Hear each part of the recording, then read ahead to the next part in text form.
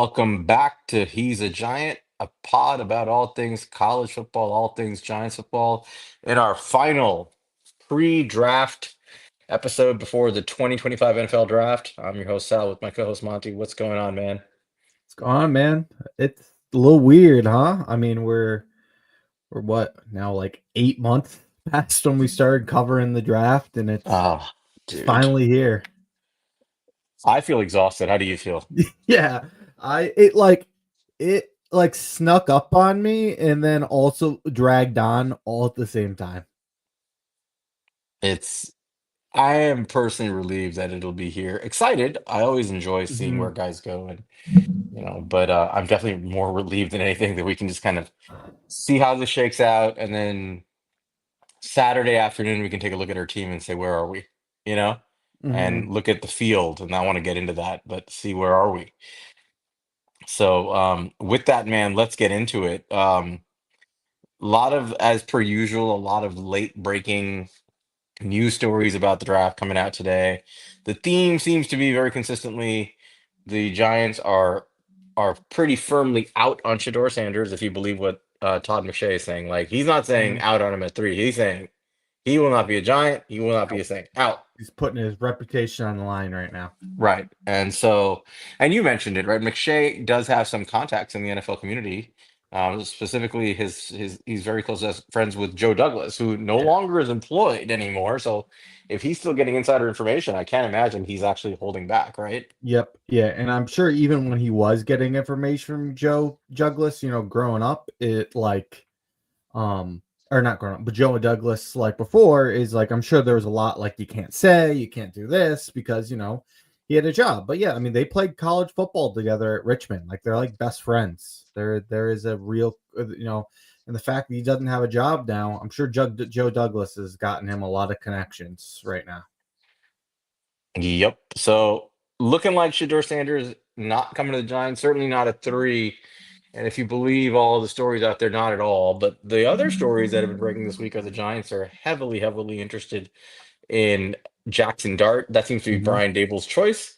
And it's if you believe it, there's a lot of smoke there. I think you told me about this over the weekend. You had heard Yep. things, and the news started breaking from a lot of sources that Dart is Dable's guy. And then just about an hour, half an hour before we go live here, Joe Shane's son, Carson Shane, posts a Jackson Dart hype video on Instagram or on TikTok, something, It was right? in his Instagram. It was on Instagram. So what do you think? Where are we with this? Man, it's either the greatest smokescreen that we have seen from this franchise, or they're just blatantly telling everyone that Jackson Dart is their guy. Like, if Jackson Dart is actually their guy, which right now is what it seems, god damn, are they doing a terrible job of just letting every fucking buddy know. Like, I heard this weekend that Brian Dable loves Jackson Dart. That's the guy. You heard it from Connor Hughes. You heard it from Todd McShay. You heard it over and over. People saying Jackson Dart is Brian Dable's guy. You heard there's a split. All that type of stuff. And then Joe Shane's son puts out a hype highlight video. You can look it up right now on Instagram, Carson Shane, and it's in it, and it's posted to his story. I checked it out; it's real. So, man, it'd be cool if they turn around and drafted Shador or something over Jackson Dart, and it turned out they were just smokescreen everybody. That'd be awesome. But I don't know. I don't trust this organization to have that type of ability. That would be one whopper of a smokescreen that you Mm-hmm. went so far as to recruit Joe Shane's kid, a Yep. teenager, to do this for you. So no, I don't think it's a smokescreen. I think they have genuine interest in the kid. And you know what? You and I may not agree with the order of things that they view it as, but people have spent months arguing, I like Shador, I don't like Shador. I don't care about all that. I ultimately want them to take who they want. I want them to want Right. somebody, right? And if they like the kid, take him. And the same thing would be true for Shador with Cam Ward as it would be with Jackson Dart or Jalen Milrow, whoever. whoever you take, if you take a swing early on that kid, just be right. That's all. Make it work and be right. And we're gonna pull for you. We're fans. We're gonna pull for that kid to hit. For sure. Like, look, if they took Jackson Dart at 3, would I be upset? Would I feel like a very like, compared to consensus, be like a very Daniel Jones level reach? Like, yeah, I would feel that way. I would be upset. But just like I gave Daniel Jones a shot, I would give Jackson Dart a shot. And then, it becomes a little bit easier to swallow with, like, later on, obviously. But at the end of the day, I'm not as high in Jackson Dart. But if Brian Dable, who you brought in here to be your QB guru, if that's who he loves, just make it work, man. Just be right. Like people gave the Broncos shit for going up and getting their guy in Bo Nix. People thought that was a reach. He ended up having one of the best rookie seasons by a quarterback, like, in NFL history. So that's all it takes. Just be right. Yep. Um, that's the QB stuff. We'll see how it all shakes out, right? But there's a lot more going on. So tonight we wanted to kind of tie together all the work we've been doing all year. Um, God, we have hundreds of pages of draft profiles, as we told some of you guys. And we're not going to go through everything, but we want to kind of go through overall strategy and how we would approach the draft day by day, going through the strength of the draft class and how we would probably take a look at it depending on what happens with that first pick the Giants make. So we'll go through that in a minute. But there is one other bit of um, rumorville stuff that's worth going over. Um, I want to go over it in a second. Before I do, I just want to thank everybody that has been with us the last couple of years doing this. It's been a lot of Absolutely. fun.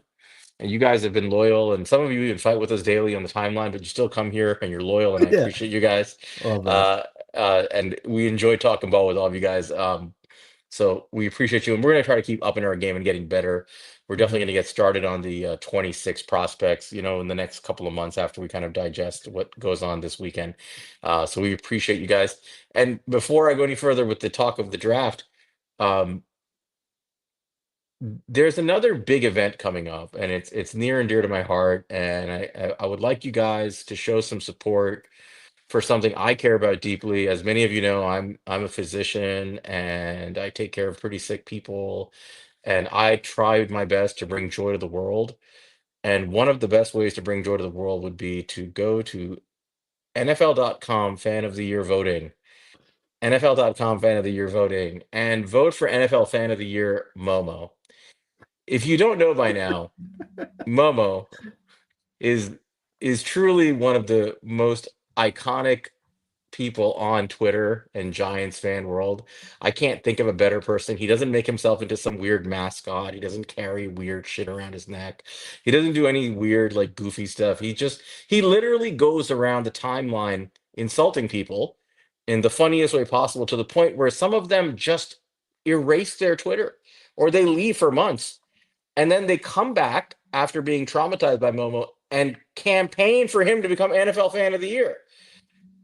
One such person is no is nobody other than Giants great 1980s all-decade team, two-time Super Bowl champion Carl Banks, who has taken on the cause with me to cheer on the Vote for Momo campaign. So don't let me down. Don't let He's a Giant Pod down. Don't let Carl Banks down, for God's sake.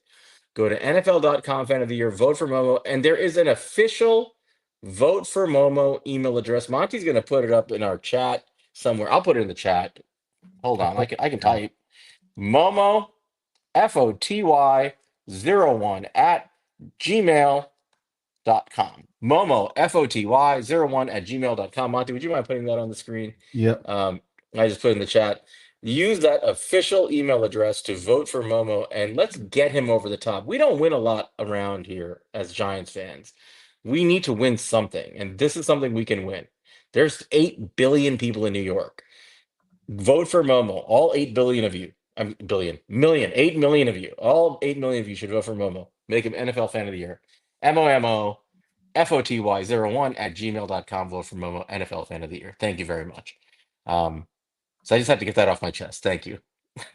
We're gonna come away with something. We may We not got to get the come up with something. quarterback you or I wanted, we're gonna get Momo fan of the year. Don't you worry, Momo. Vote, vote. Oh, by the way, you can vote multiple times. Vote early, vote often, vote frequently. All right.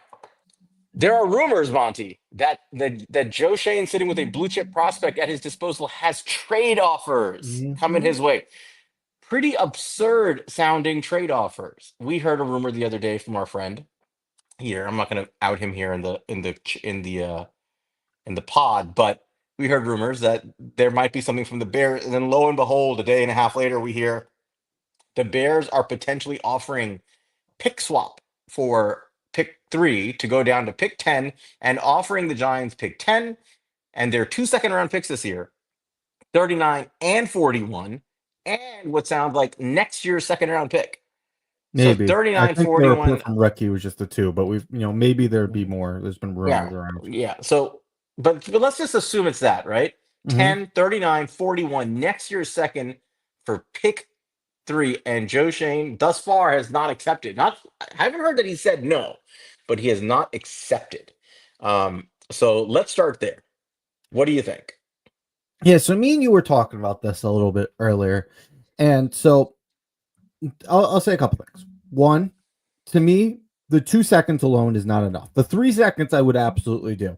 I would hold out personally if with the Bears. I would either want a first next year in one of those seconds, very like a Will Anderson s trade, or I would also be very happy with both those seconds, very high seconds, 39 41. And like you mentioned, if they throw in a third second next year, you know, obviously it hasn't been done yet. The trade has not been put through. But like I was saying, me and you were talking about was look, these trades typically don't happen a day before the draft. They either happen weeks before the draft or they happen when you're on the clock. And Yep. maybe the Bears want to make sure, we'd probably be assuming Abdul Carter is the guy they're coming up for. Maybe they want to make sure Abdul Carter is there.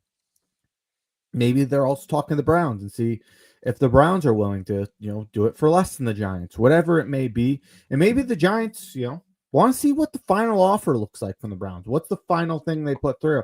I'm not necessarily holding out hope that the Giants get a trade done and they'll do a trade.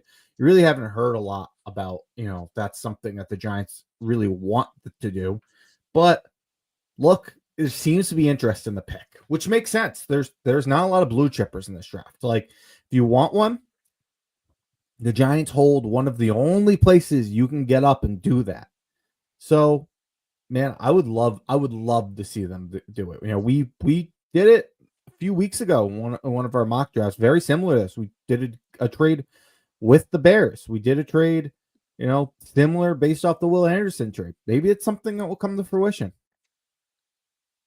I think that if that were the trade, not every trade is the same, right? Every year, depending on what you're coming up for, especially if you're coming up for a quarterback, the value of the trade looks different. To be realistic, like there's always a tax to the quarterback position. If you don't have a quarterback, no matter how good the player you have, you're probably going to get less than you would get if you were holding on to a quarterback to trade away. That's just the reality of it. That said, you have to actually ask yourself, like, it's not just let's just say it's the three twos. Let's pick swap to 10, so you're staying in the top 10 and the three twos. Mm-hmm. But those two of those three twos are this year in the top 40, top 41, Yep. excuse me.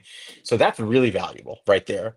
And also, this particular draft class, we've talked about this multiple times. When you get beyond, I mean, you saw our big board for those who have been here with us weekly. Once you get beyond like pick 8, 10, 11 in that Yeah. range, there's not a whole lot of daylight between like pick, let's say 13, 14, and pick 50 in terms of the quality of the player you're taking. There's really not. I mean, there are obviously some gradual differences along the way, but for the most part, you're getting comparable players. Um, and they're good players. That's the thing about this draft class. It's loaded with really good, solid B plus type players, all the way into the mid to late third round. I would say a lot of starters. Lots of That's how everybody keeps talking about it. Lots of starters in this class when you take them on day two. To be able to come away with picks 10, 34, 39, and 41, in addition to 65, 99, 105, and then all the day three picks beyond that, that's a haul in this particular class. And a strategy going into this could be You take the picks and you just take one quality starter after another, one B plus to A minus player after another, after another, after another, and especially on the D line, on the offensive line, in the trenches in general, in the pass rush, in the run game, you can load up your team. You can swing on a high quality skill player like a Siobhan Ravel who might be there in the 30s somewhere, or even at 41, or a Benjamin Morrison, depending on the status of his hit. You can swing on a high quality running back if you have those picks. You may decide that, hey, I want to take a swing on Travion Henderson early on. You can swing on even a wide receiver if you like Luther Burden. We both like Luther Burden, and you want to Yep. add him to the mix, and he's there, and you have one of those extra picks. It opens up a lot of possibilities. And yes, if you want to take a quarterback somewhere in there, it even affords you the opportunity to take that quarterback as high as 10 and not really miss much of a beat in terms of building your roster. So honestly, dude, I'd love to get a one, but if I got those two twos this year and I got a second next year, I'd be pretty stoked because I think I could build a damn good football team with those picks. No, I agree with you. I think I could argue, like I said, like I wouldn't do just the 2 seconds, but I No. could argue that 3 seconds is more valuable than 1 second and a first, Yeah. No, I would agree. Um, especially with how high these are. Yeah, I guess the other alternative would be you'd say, give me pick 39, your first second round pick this year, give me pick 10 in the pick swap, and give me your first round pick next year, which Yeah, exactly. presumably, the Bears are a good football team. They're already a good football team. And I think you give them a guy like Abdul Carter, presumably, who they come up for, I'd imagine, to complete their defense. That's probably a 10-11 win team Hmm. with Ben Johnson, Caleb Williams in his second year. Um, and you're probably looking at a playoff team that's going to give you pick 20 something. But listen, it's pick 20 something. And, one way to look at it is, well, it's not a great pick. The other way to look at it is they may know it's not going to be a great pick and they may be willing to come off of it, right? And say, okay, fine. We're not going to hold up this trade on a pick that we don't think is going to be all that outstanding anyway next year. We'll just give it to you. So I'm okay with that too. But I think those 3 seconds or 2 seconds and a first, I'd be willing to do it, and I agree with you. I think this is one of those things where on the clock is when you'd see it, and it may not be on the Giants clock. That's important to think about, right? It may be contingent on who's available at pick 10 for the deal to go through, right? Because if let's just say, for argument's sake, the Giants are doing this because they want to justify taking the quarterback they want at 10 and not at 3. I mean, it's not crazy to think they may do that, right? Say we want a quarterback, but we don't see the value at 3. But now you make a trade down to 10 and you've acquired all these assets for that pick. I can take that quarterback at 10, knowing full well I've acquired a ton of value Hmm. before I took that quarterback, which makes it makes the quarterback really less expensive in many ways. So what if you made the trade, and whether it's Jackson Dart or Shadur Sanders, whoever you want, and you pull the trigger at 10, that might accomplish everything, right? That gives Hmm. Brian Dable the quarterback he wants, whoever that is. Plus, it gives you tons of ammo to work with to build a roster. Yeah, and if you even you get scared that the I don't want to get to this point. I want to like but like if you do something like that and you get scared, like the Saints are going to take them, you could jump just ahead. You have all this capital to work with now. You could trade a third round pick to make you do it because you have the second, and that's the type of thing that you can you can work with. So I don't know. I don't know if he'll actually pull the trigger. I think at the end of the day, Abdul Carter will be a giant, but I certainly think it's worth monitoring. You heard that there's trade talks out there. You've heard it from Peter Schrager. You heard Ricky talking about what's offered. You heard Sears Tower talks out there. Is like credible like rumor guys that are saying it. Peter Schrager brought it up. Like I don't think it's crazy to think that a trade could happen. So I'll read to you with K-Mac. I don't know if K-Mac's in here. He usually is good dude. He's always aggregating information he sees, and he shares it with me in the chat sometimes on DM. He said when Dan Jeremiah came on TV this evening, he sent me this at 8:08 p.m. Gave us Abdul Carter at 3. In Jeremiah's final mock, he had us Mhm. taking Abdul Carter at 3, trading up to 18 to take Jackson Dart. Yeah. But he said, and he added a note, quote, have heard serious rumblings on possibly moving out of that spot in the last 24 hours. So I think there's a lot of smoke here that the Giants are For three. strongly contemplating. Yeah. Hmm? The who's strongly talking about moving out of three is what he was saying. Yeah. So again, the Right. quote from this is quoted via KMac quoting Jeremiah, And what he said on television when he revealed that final mock was he gave us Abdul Carter, but added the note, quote, have heard serious rumblings on possibly moving out of that spot in last 24 hours. So We'll see. Dan Jeremiah is the guy I trust the most when Hmm. it comes to overall NFL draft stuff. He's one of the most reliable people there are. Um, but you got Jeremiah saying it. You had Brian Baldinger, who I believe was a Giants fan, who was talking about rumblings of big blockbuster trades possibly happening in the top 10 and top five, I think he said.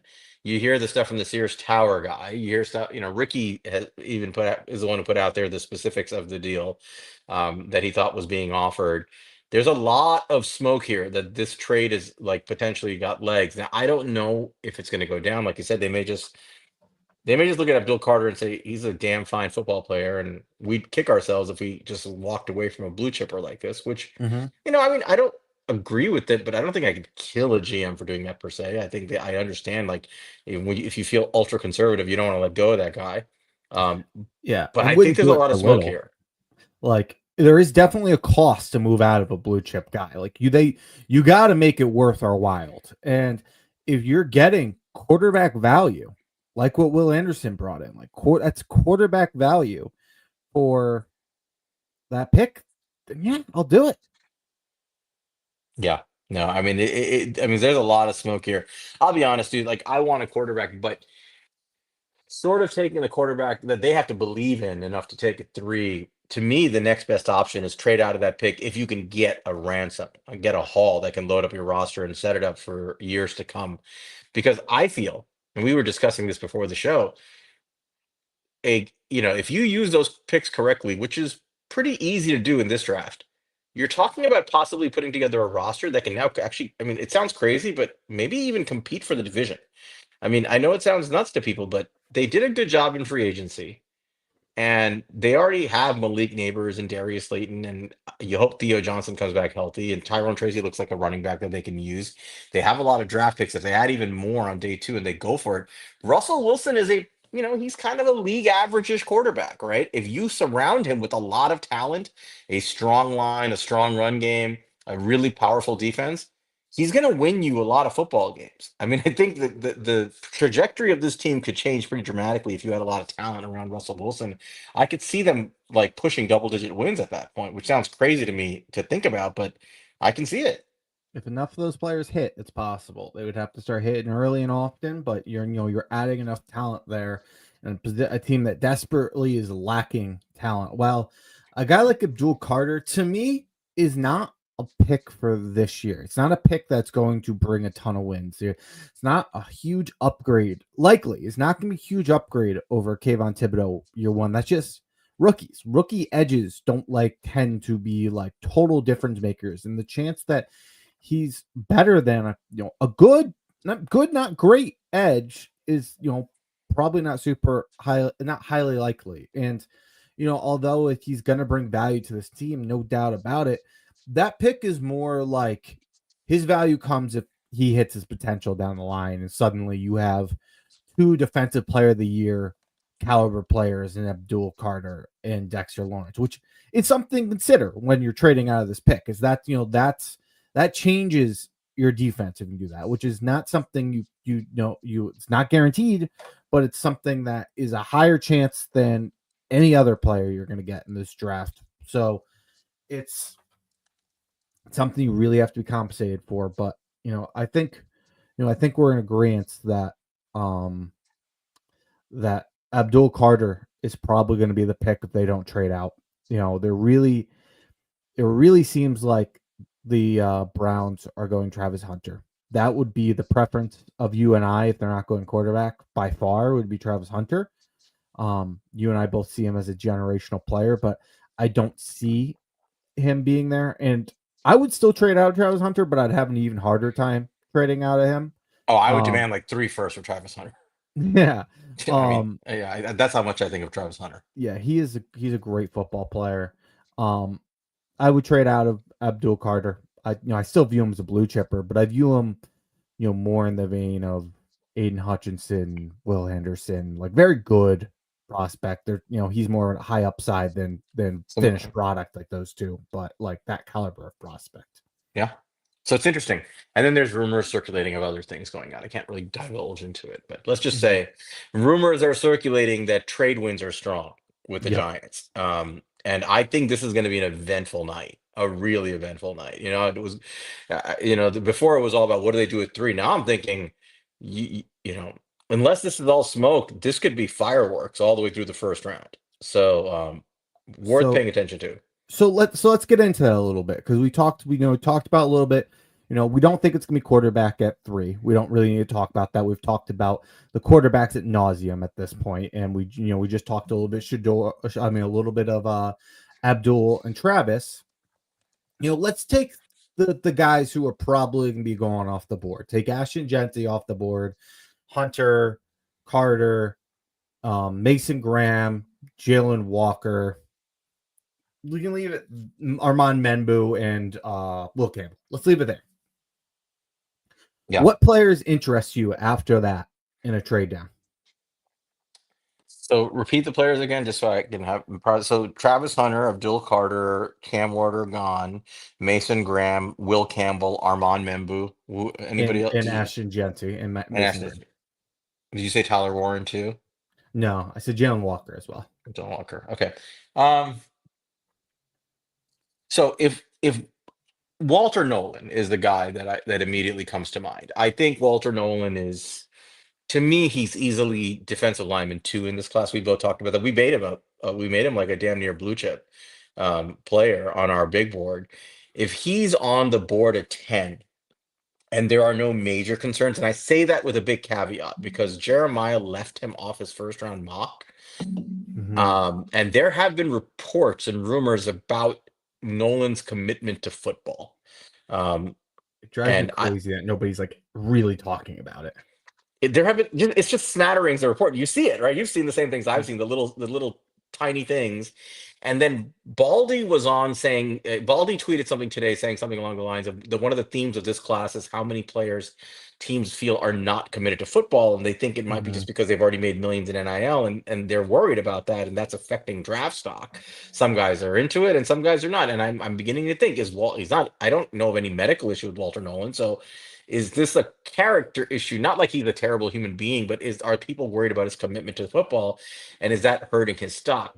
I don't know that, right? Without the luxury of knowing that, just a football player, I would run to the podium and take Walter Nolan at 10 because, again, this is something we talked about. There's probably not a single player outside of Mason Graham that we could take in this draft that would have the immediate impact that Walter Nolan would on this team. Yep. Yeah, I agree with you. If things check out and you feel comfortable with Walter Nolan, that would be probably the number one guy I would take based off of how we feel about him and just the fit on this team. If you do take him off your board, there's other guys. One I'll throw at you. How would you feel? Especially the idea that you're taking Walter Nolan off board. Say he's on your do not draft list, whatever.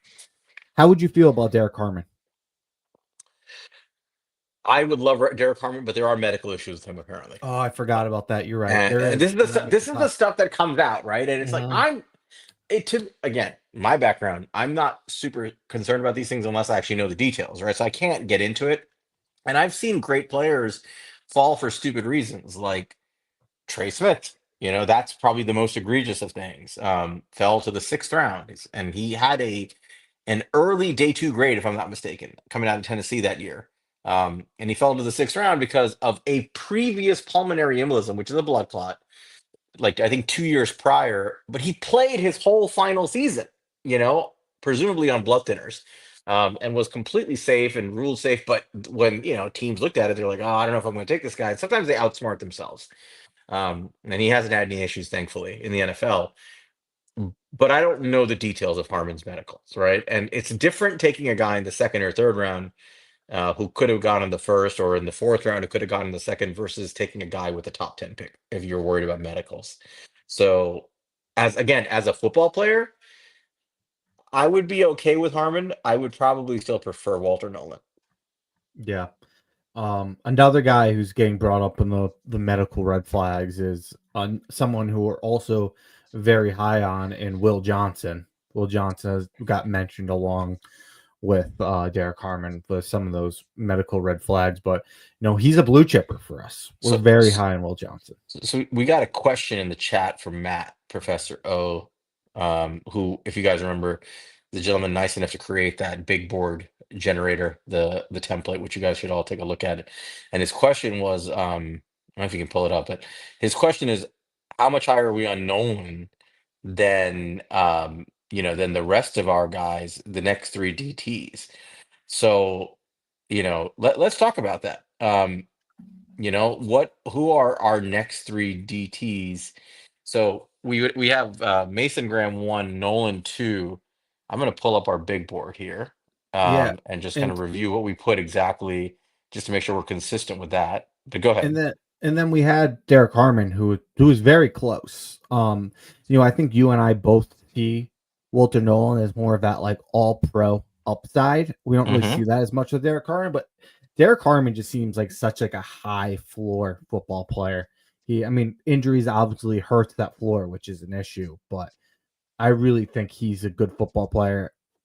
I definitely think I have maybe not a tier above him, but like if he didn't have these fake like or not fake's not the right word, but he didn't have all these like red flags that we have no idea about. Like I would have seriously considered making Walter Nolan like a blue chip prospect for me. Instead, he's because of that he's more of on the outside looking in. But Derek Harmon is right behind him in our rankings, if I remember correctly. So Derek Harmon is three spots behind him. We had Walter Mhm. Nolan number six on our big board, and Harmon at nine. And I think that's so. Again, with the medical stuff, I don't know, but I don't think I have him that far ahead of Harmon, but I still have Yeah. him ahead of Harmon. I think he's a better run stopper, and I think the upside as a pass rusher is a little bit higher. Um, and then we go down the list, and I think the next guy up was Darius Alexander at 23. If I'm Unless I missed somebody, and I don't think I did. Um, No. I think there's a bit. I think this is where I love Alexander. I think there's a gap here, right? I think Mhm. not a huge gap, but there's a gap. I think Darius Alexander is a really good player, but remember, he's a sixth-year player who right now is just a phenomenal run stuffer. That's a very high floor defensive tackle with some flexibility and athleticism. Um, but I think his game as a pass rusher leaves a little bit to be desired and has some developmental issues that need to be worked on, which I think can be because he has the traits. But I don't think I have him anywhere near as high as Harmon or Nolan. And the next highest, I think, is Kenneth Grant on our list. And I think, I love Grant, but I think Grant is it's a lot of raw power and not a lot else right now, right? I mean, I think there's a lot Mhm. more refinement needed. So I would say Harmon is close, but the other two are not to Yeah, Nolan. I would agree with that. But All right. so yeah, I mean, who else? So Will Johnson if things pass, and then like I don't know, it starts to get a little bit hard after that, like kind of fitting like positional value and our board and need and all that type of stuff. You know, After that, maybe you would start to consider like, would you just pull the trigger on a quarterback there? Yeah, and I think that's like if we're talking about the scenario where you do trade down, right, with the Bears and take that pick swap to 10 and take their two picks in the second round this year and next year second. Um, if Dable wants a quarterback early on and they just didn't want to take that kid at three, well, just, just take the kid at 10, like just I Hmm. mean seriously, like if you believe the kid's a franchise quarterback potentially, you can just there's no rule you have to take the kid at 34 or trade up, like Hmm. just take them, right? You still have 34, 39, 41. You're going to get really good players there. So I'm perfectly fine with that. I think the one player, like I said, that I would seriously consider taking there over the quarterback would be Nolan, just because of the impact he would have. I agree. And he would have, and like we were talking about, like Abdul Carter, what impact does he have on wins and losses year one? I think a guy like a Mason Graham, a guy like Walter Nolan, a guy like Derek Harmon, I think those guys would have a big impact year one because of how much of an upgrade they over the next guy. Yep. All right. So outside of that trade scenario, let's go through draft scenarios. So round one, I think we did kind of we beat it to death, right? I Hmm. mean, you could take a quarterback at 3 if you really want one. It doesn't sound like they're going to do that. You can take Abdul Carter or Travis Hunter at 3. One of them will be there to get the one of the two blue chip players. You certainly could do that, or you could trade down and do one of these scenarios where you get somebody else and load up. When you get out of the first round, the question becomes, I mean, to me, a draft is about impact, about not just improving your football team, which we hear, right? Like, I mean, we were talking to Justin about it, and he said, you know, it's about improving your team. It's exciting. The truth is, every team is going to improve because every team gets new Hmm. players. It's not about improving your football team. It's about improving your football team relative to the field. You have to do better at this draft than your competition, specifically in your division. By definition, the Giants have more draft capital than the Washington Commanders, the Dallas Cowboys, and the Eagles because the Giants were the worst football team. They have the best picks. They need to make up ground on those teams. They have to. So that's Hmm. the goal, right? The goal here is not just to get better, but to get better more than those other teams can get better this weekend. And they have to be shrewd about decision making to have impact to do that. So with that, we have to look at our own roster and say, where do we need help? Where can we have impact? We mentioned the D line next to Dexter Lawrence.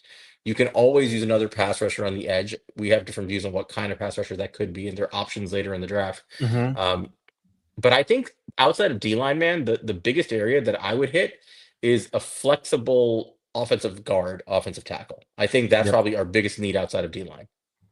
Yeah, and I think there's options there. I mean, the guy we've brought up a million times is Donovan Jackson. He's a guy we're a big fan of, and a guy who I think has a good chance of being there. We don't have to go into Donovan Jackson too much because if you've listened to the show, we're a fan. He's a guy who really, really stepped up for Ohio State when he moved out the left tackle, and there's a big reason they won that national championship. And it was really a pure guard before that. It was a very good one. A name that was brought up by Alex at our last pick is I do think that there is a chance that Banks could fall here from Texas. Probably not, but there's a chance. I mean, there's a lot of guys. Josh But Connerly could to be he could here. fall to 10. I don't see him falling to the second round. I'd be surprised if he got to the second round. I mean, there's so many linemen here. I mean, I think it's certainly possible. Like, let's see. Like right now, Daniel Jeremiah has Banks listed at 27. Like that's not that big of a difference, and he's usually Yeah, pretty okay. spot on with that. And Yeah. you can look at guys like there's other guys there. Josh Simmons, he has at 37. Josh Connolly, he has at 39. Those guys are a little bit more pure tackles, but you could work around and see what you have there. Yeah. No, I mean, and then if you want to go later, like on day two for that specific need, I mean, we reviewed a guy a couple of times now, in Marcus Bow, right? Hmm. The kid out of Purdue, really athletic right tackle who just incredible mover in space, really good at cutting off angles and picking up stunts and twists. Very fast, very athletic, gets to the second level. Maybe doesn't have quite the mass you're always desiring.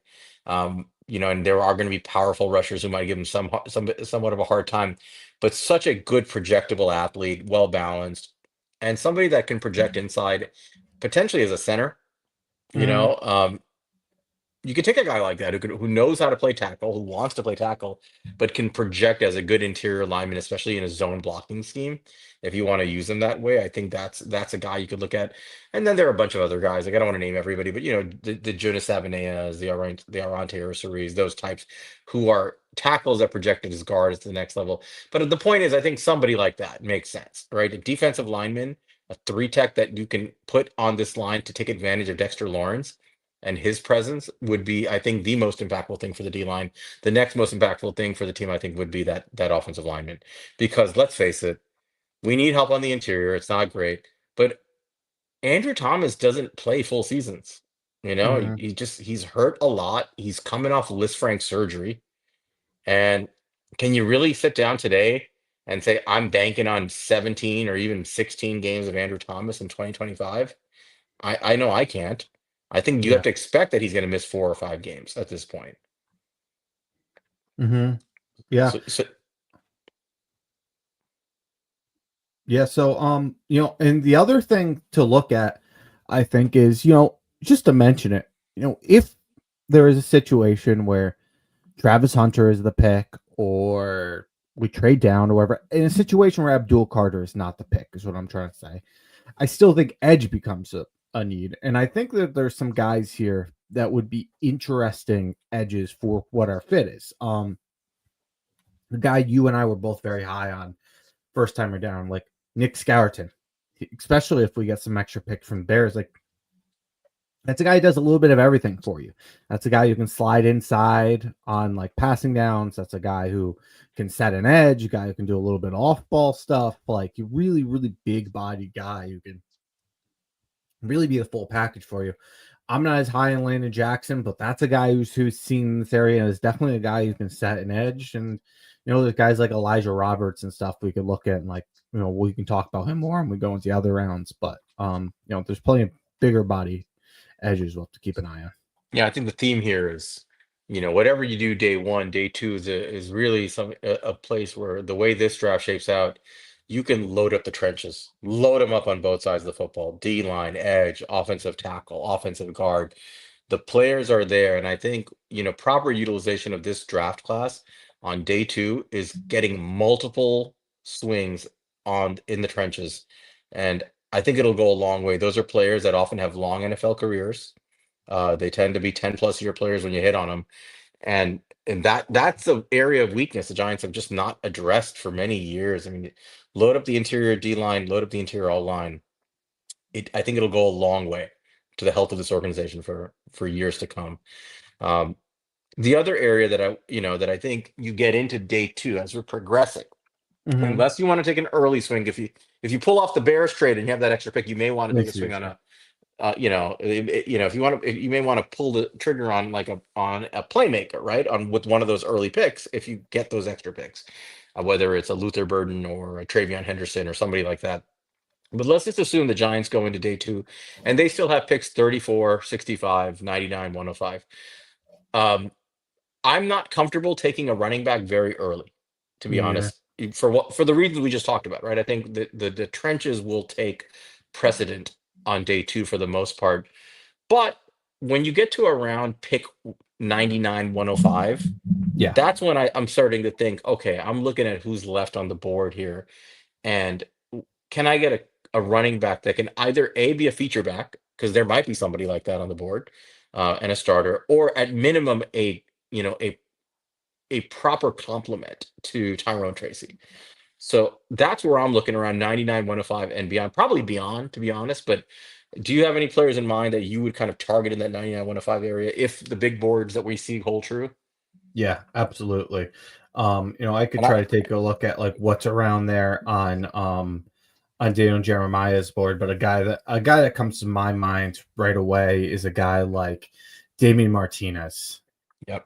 That's somebody who I would target in that area. I think he fits. A guy 102 on his board who I think could see going a lot earlier, but I think Cam Scatabo, if he's a guy who falls because of his athletic testing, you know, I'm not nearly as high as him as I was like Bucky Irving last year, but I think he in some sense could, if he falls because of his athletic testing, could in some ways be the Bucky Irving of this draft as a guy who's just people are overthinking because of that testing and stuff is just a damn good football player. I think he would fit some of bigger that bigger player for us. And then there's some more of the smaller, quicker running backs certainly would be a value for us. But those are a couple of names I would definitely keep an eye on there at that area. What about you?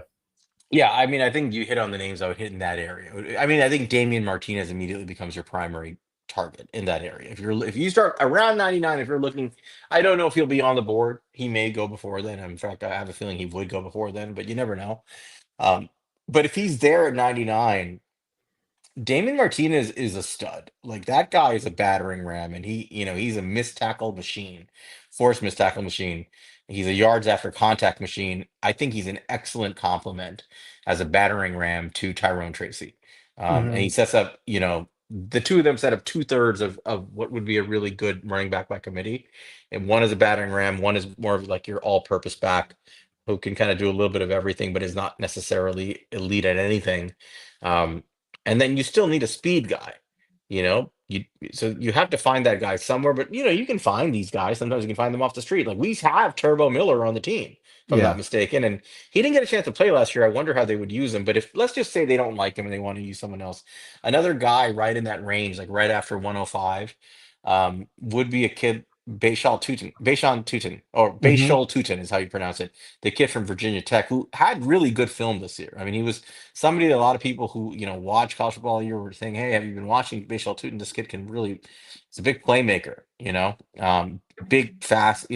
Big time like home run hitting kind of running back." And then he goes to the combine. He blows it up, dude. He ran a 4.32. He's 5'9", 200, and he ran a 4.32 with a 1.52 10-yard split.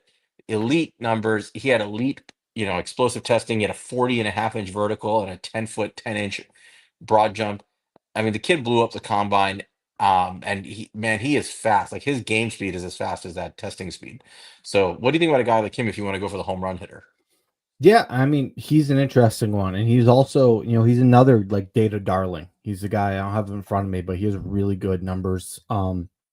Tested very well, very good tape. He's not exactly the prototype I'm looking for right now, but I would not keep me from drafting him.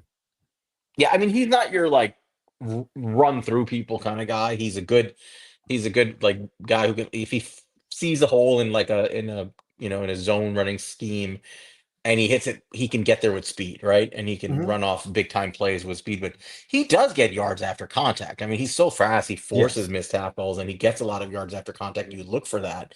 Um, and he does have explosive plays. He had 21, 15 plus carries, the 15th, tied for 15th most in college football this year. So I kind of like him in that range. And if you want a home run hitter, another guy who's going to be in that range who's a home run hitter is RJ Harvey, the kid out of UCF.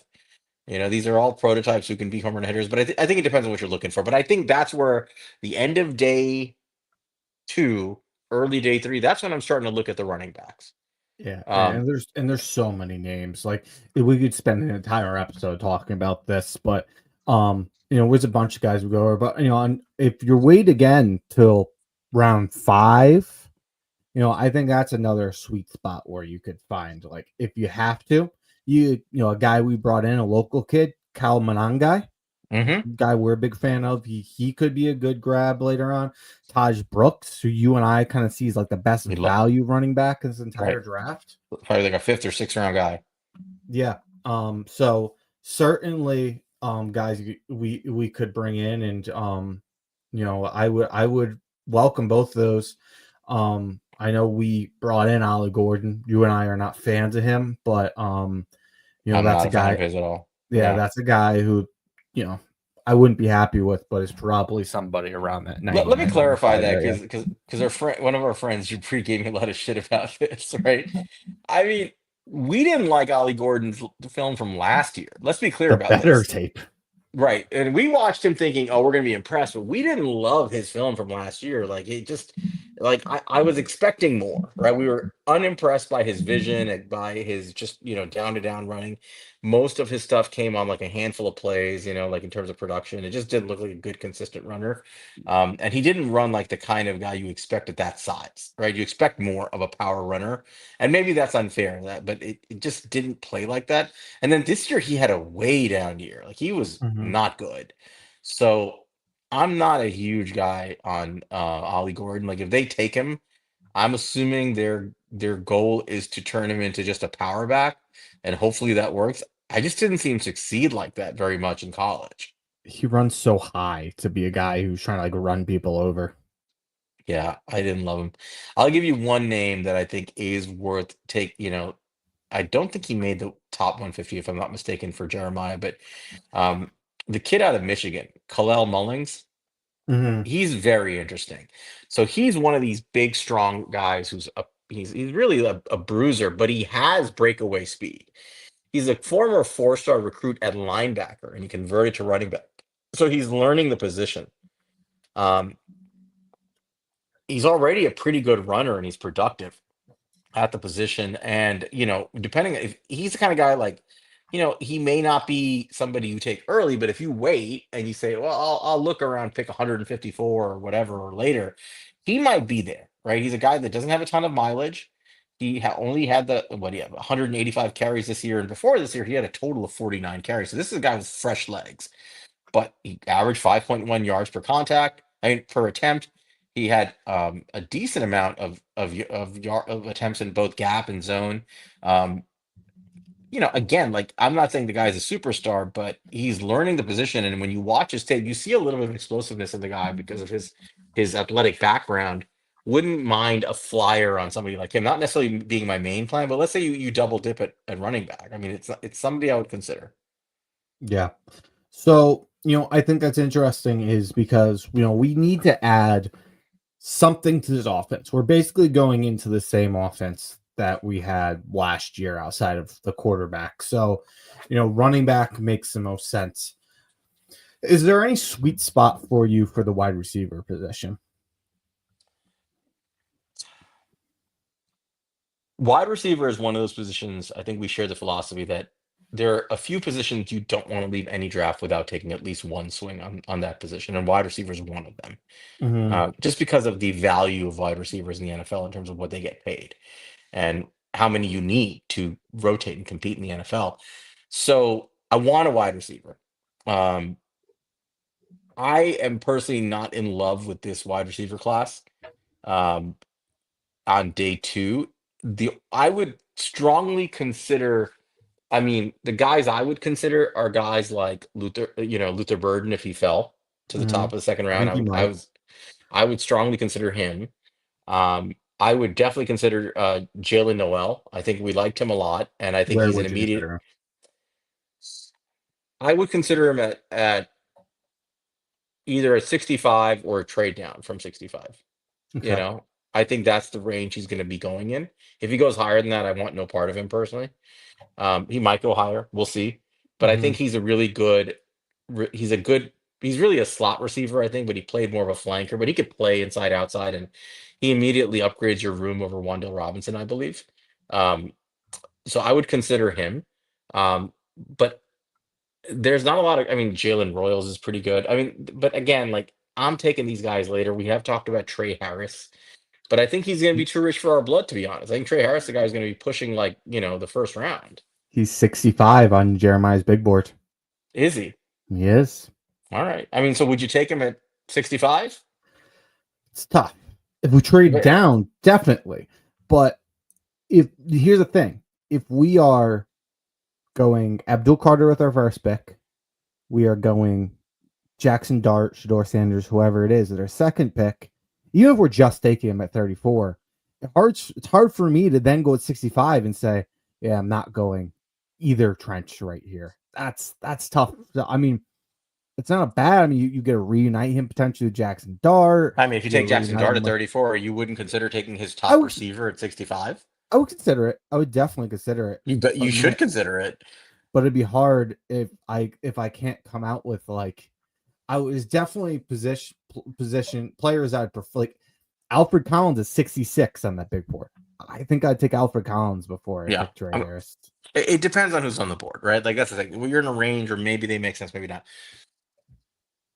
Other Tate than a few Ratledge. guys, yeah. Other than a few guys there, in terms of wide receiver on day two, and it has to line up perfectly. It has to be the right player, and other players I really want are off the board, and they're I'm looking at a big receiver later in the draft. That's what I would prefer personally, and Mhm. there are guys who are going to be there. Matt Waldman last week discussed the kid out of Arkansas with us, Armstrong. And I Mhm. went back and watched him, and he's right. He's really good, and he's high. I don't know if you looked at his data. I mean, the data loves Armstrong. I mean, Mhm. I'll pull up his numbers while we talk, but and he's way down on the boards. But here, Andrew Armstrong, 6'4", 202. He had an 89.4 receiving grade, 2.81 yards per route run, with a 62% contested catch rate, only a 4% drop rate, 83.3 grade versus man. He had 78 catches and 118 targets, 1,140 yards, 14.6 yards per reception. He only had one touchdown this year. But when you look at these other metrics, he's productive. He's good at Mhm. contested catches. He's good down the field. He gets a lot of yardage. He's a big kid, 6'4", 202. That's the kind of player I would take, and I would take him late on day three and just add that size receiver to our room. Yeah. Yeah, I'm looking at this at like Jeremiah's list, try to get an idea. Like Royals 93, potential target there at 99, maybe. Um, scrolling down this list a little bit, there's like Savion Williams, 123. That becomes an interesting pick on day three. Like that, big guy who's really versatile. I mean, crazy. Like anybody watch the Matt Waldman show with a show with Matt Waldman, he graded him as both a running back and a wide receiver, and he Hmm. graded very highly in both areas. He's the kind of guy where you're asking like, how can we add another player to this offense that teams have to worry about? Steven Williams is a decent answer to that. He's just, he could be a versatile weapon that you could add to this offense. And, maybe he'd be, maybe he's tall Dale Robinson, but No, no, that Taldale Robinson is Quentin Johnson. Always will be Quentin Johnson. I take credit for that name. I gave him that name in that during that offseason. You just called him Kevin White. I called him yeah, Taldale Robinson. but he is a little bit of that for us. Like he Yeah. might take a little bit of that role where he's our versatile weapon that we're using, but he has some real receiving chops and he's 6'4" and a crazy athlete. So that would be a guy that interests me. They have Alec Eominar, the Stanford kid. I can never pronounce his name, but Yeah, Ayumino. he's in this category. So those are some guys to keep an eye on for But sure. how when you take Malik Neighbors, six overall the year for, and you hit on it, right? He looks like a top five, top six type wide receiver in the NFL. You just paid Darius Slayton a 3-year contract, and he's a good receiver. And you spent the equivalent of a second round pick on Jalen Hyatt. Maybe he's a bust at this point, and that's it. But maybe you get something out of him this year. We'll see. You have Wandell Robinson on the team. Like, how much of how much are you spending value wise on a wide receiver? I think it has to hit perfectly for you to spend anything valuable on him, right? Like, it Yeah. has to. To me, it's basically it's probably got to be Luther Burden, to be totally honest. Luther Burden, like sitting there and you're like, I really love Luther Burden. I want to put him together with Malik Neighbors, and I think I got something cooking. Like it's got to be something like that. Or Yeah. Emeka Egbuka if he falls, right? He's another one that if he fell there, which I don't think he will, but if he did, I'd strongly consider him. The reality is too, like as much as we want to talk about, like, man, there's all these we didn't really go into this too much. As much as we want to talk about these are some interesting picks here for 34. The reality is based on all these rumors. I don't know how much we're gonna have to give away. Like they only had it. I mean, only it wouldn't affect our draft. Like Jeremiah had us giving away next year's second to move up for Jackson Dart, which I wouldn't love, but at least as far as these conversations, it doesn't limit what we can do. Um, but reality is we're probably working without that second round pick. We probably don't have 34. It seems unless we get, unless they are truly out in Shador and somebody else takes Jackson Dart, we are probably moving up and trying to get him. If And we don't make a trade down, you're saying if we stick and yes, pick Abdul correct. Carter at 3. Which is Yeah, why it's but worth talking about the guys who are in case we do, but like Mhm. it is something worth considering when we're doing draft strategy here. No, I agree. I think at the end of the day, you want to win next year, right? I mean, you want to try to make an impact to win, and if you believe in Dart and you want to take him, that's fine. But you still have to load up the trenches, and if you're giving it, Abdul Carter. I mean, I see people talk about our D line. He's not a D lineman, not the way Yeah. I think of it, at least. He's an outside linebacker. He's an edge. He's a weak side linebacker who can rush the passer. He can play off ball. He's a weapon. He's a defensive weapon. Yeah. But He's not putting to his hand in the dirt in the no, NFL. like real D linemen have their hand in the dirt and they're eating blockers and they're pushing the line back and they're stopping the run and while they're rushing the passer. Like that's not his game, right? If you want to take Abdul Carter and maximize what he can be, you need monsters up front who can do the dirty work. So he has the freedom to roam. Yeah. And then you can maximize what he is. Like you might put Abdul Carter around the inside, but he's gonna be standing up, looking Right. over the lineman and ready Right. to He's peeking over the A gap as an off ball linebacker, exactly. showing It's blitz. Like that's different. he's not playing nose guard. No. And if you want to maximize them, think about, a lot of Giants fans they have a lot of remorse about the trade. I understand like giving up on Micah Parsons, shout out Matt, to trade down. to 20, which I still think was not a bad move. The bad move was who they took at 20, not the Well, trade itself. also, for the record, we weren't taking Parsons with that We pick weren't going to this take time. Parsons, and I mean, I would have taken Rashawn Slater. That's who I wanted. Mhm. Um, They weren't taking and him either, though. All yeah, the reports, like they wanted Elijah Vera Tucker if they stayed there, apparently. that was the reports that Right. they viewed Slater as a tackle, and they wanted a guard, and they didn't. And Parsons didn't check out off field. Right. And I understand people saying like they miss out on Parsons. I don't want to miss out on Parsons. Think about how Micah Parsons was used by the Cowboys, which which unlocked his game. They Hmm. used him like a defense. They still use him like a defensive weapon, right? I mean, Hmm. their entire defense is Micah Parsons terrorizing teams from wherever the fuck he feels like lining up. But they've got other guys who do the dirty work, who need to do the dirty work, and that's part of their frustration with a guy like Mazzie Smith, who they drafted thinking he would be one of those guys who would eat blocks on the inside, and he's just not done a good job of developing.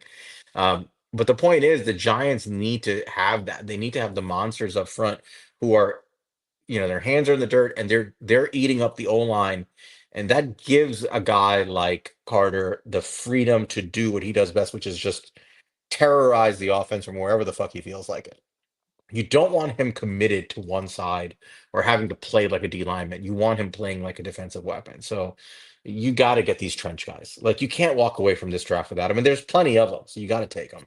So, with that in mind, if you take Abdul Carter at 3, I think you and I both talked about like we'd love to get an interior defensive lineman that really had some pass rush upside because it can kind of be a cheat code what you have at Dex there. But I think it becomes a real emphasis where you almost have to ignore that at this point. You have to get a run stopping defense. It becomes so much more important in that situation. So I mean, two guys interesting here just from Brugler's big board. Alfred Collins is one we just talked about. He makes a ton of sense from run stopping standpoint. Know what's one kind of surprised me here? So 66 Collins, 67 Tyleek Williams. Yeah. Lower than I think people expect High League to be. But you A got to lot pay lower. attention to where Jeremiah has these guys. Well, and I think this is a criticism we have had of Tyleek Williams, right? Mm-hmm. He's outstanding against the run. The guy's a cinder block. He cannot be moved. He's not going back. He's eating up blockers. He's chewing up double teams, and he's taking down the ball carrier if it comes in your direction. He is Dalvin Tomlinson in every way, right? He's everything Dalvin was for us, but he's not doing a damn thing in the pass rush. Like nothing. He's not even thinking about it. He's there to stop the run. He's there to basically, to basically two gap and eat up blocks and things like that. But how much do teams value that versus guys who are more versatile and can rush the passer? And Mm-hmm. I think that does affect your draft stock. If fair or not, I think Tyleek Williams, that doesn't mean he's a lesser player. If you need a Tyleek Williams on your team, he's super valuable. You should take him wherever you want. But the fact that Jeremiah has him where he is not shocking to me, to be Yeah. honest. I mean, the reality of the situation is defensive tackle has slowly become a premium position in the NFL. But I think this is continue to grow and grow. And the reality is a defensive tackle that has pass rush upside is being looked at as a pass rusher and another weapon to rush the passer. If you don't have that pass rush upside, you are not a premium position. You're same as like a run stopping off ball linebacker in Right. some sense. A dime a dozen. Yeah. But I mean, but valuable to us. yeah, I mean, he has Darius Alexander well ahead of him, right? And that's because of Alexander's athleticism Yeah, he has and ups. his upside as being a pass rusher, right? And he showed some of that at the Senior Bowl. Mhm. So, I think that that does matter. The question is like, what are we looking for, right? I think we need both personally. I think when you need a run stuffer, I Mhm. mean, obviously we need a run stuffer, right? I don't think that's even negotiable. The Giants need a guy like Collins or Tyleek Williams, or hell, if you want to get Jamari Caldwell just to sit in there and just eat space next to Dexter Lawrence, that's fine too. He's really good at that. But I do think they need a pass rusher, defensive end or three tech, because Mhm. the way I don't want to plan for Shane Bowen because he may not be here after this year, but most defenses nowadays are going to ask their interior linemen to stunt and twist and try to get there with four. There are variations of that in almost every defense, right? Where you're going to try to get there with four and you're going to ask for some versatility. You got to get a pass rushing defensive lineman. If you can't get an all-in-one like a Harmon or a Nolan, you might have to double dip here and get like a run stuffer and a pass rushing three tech.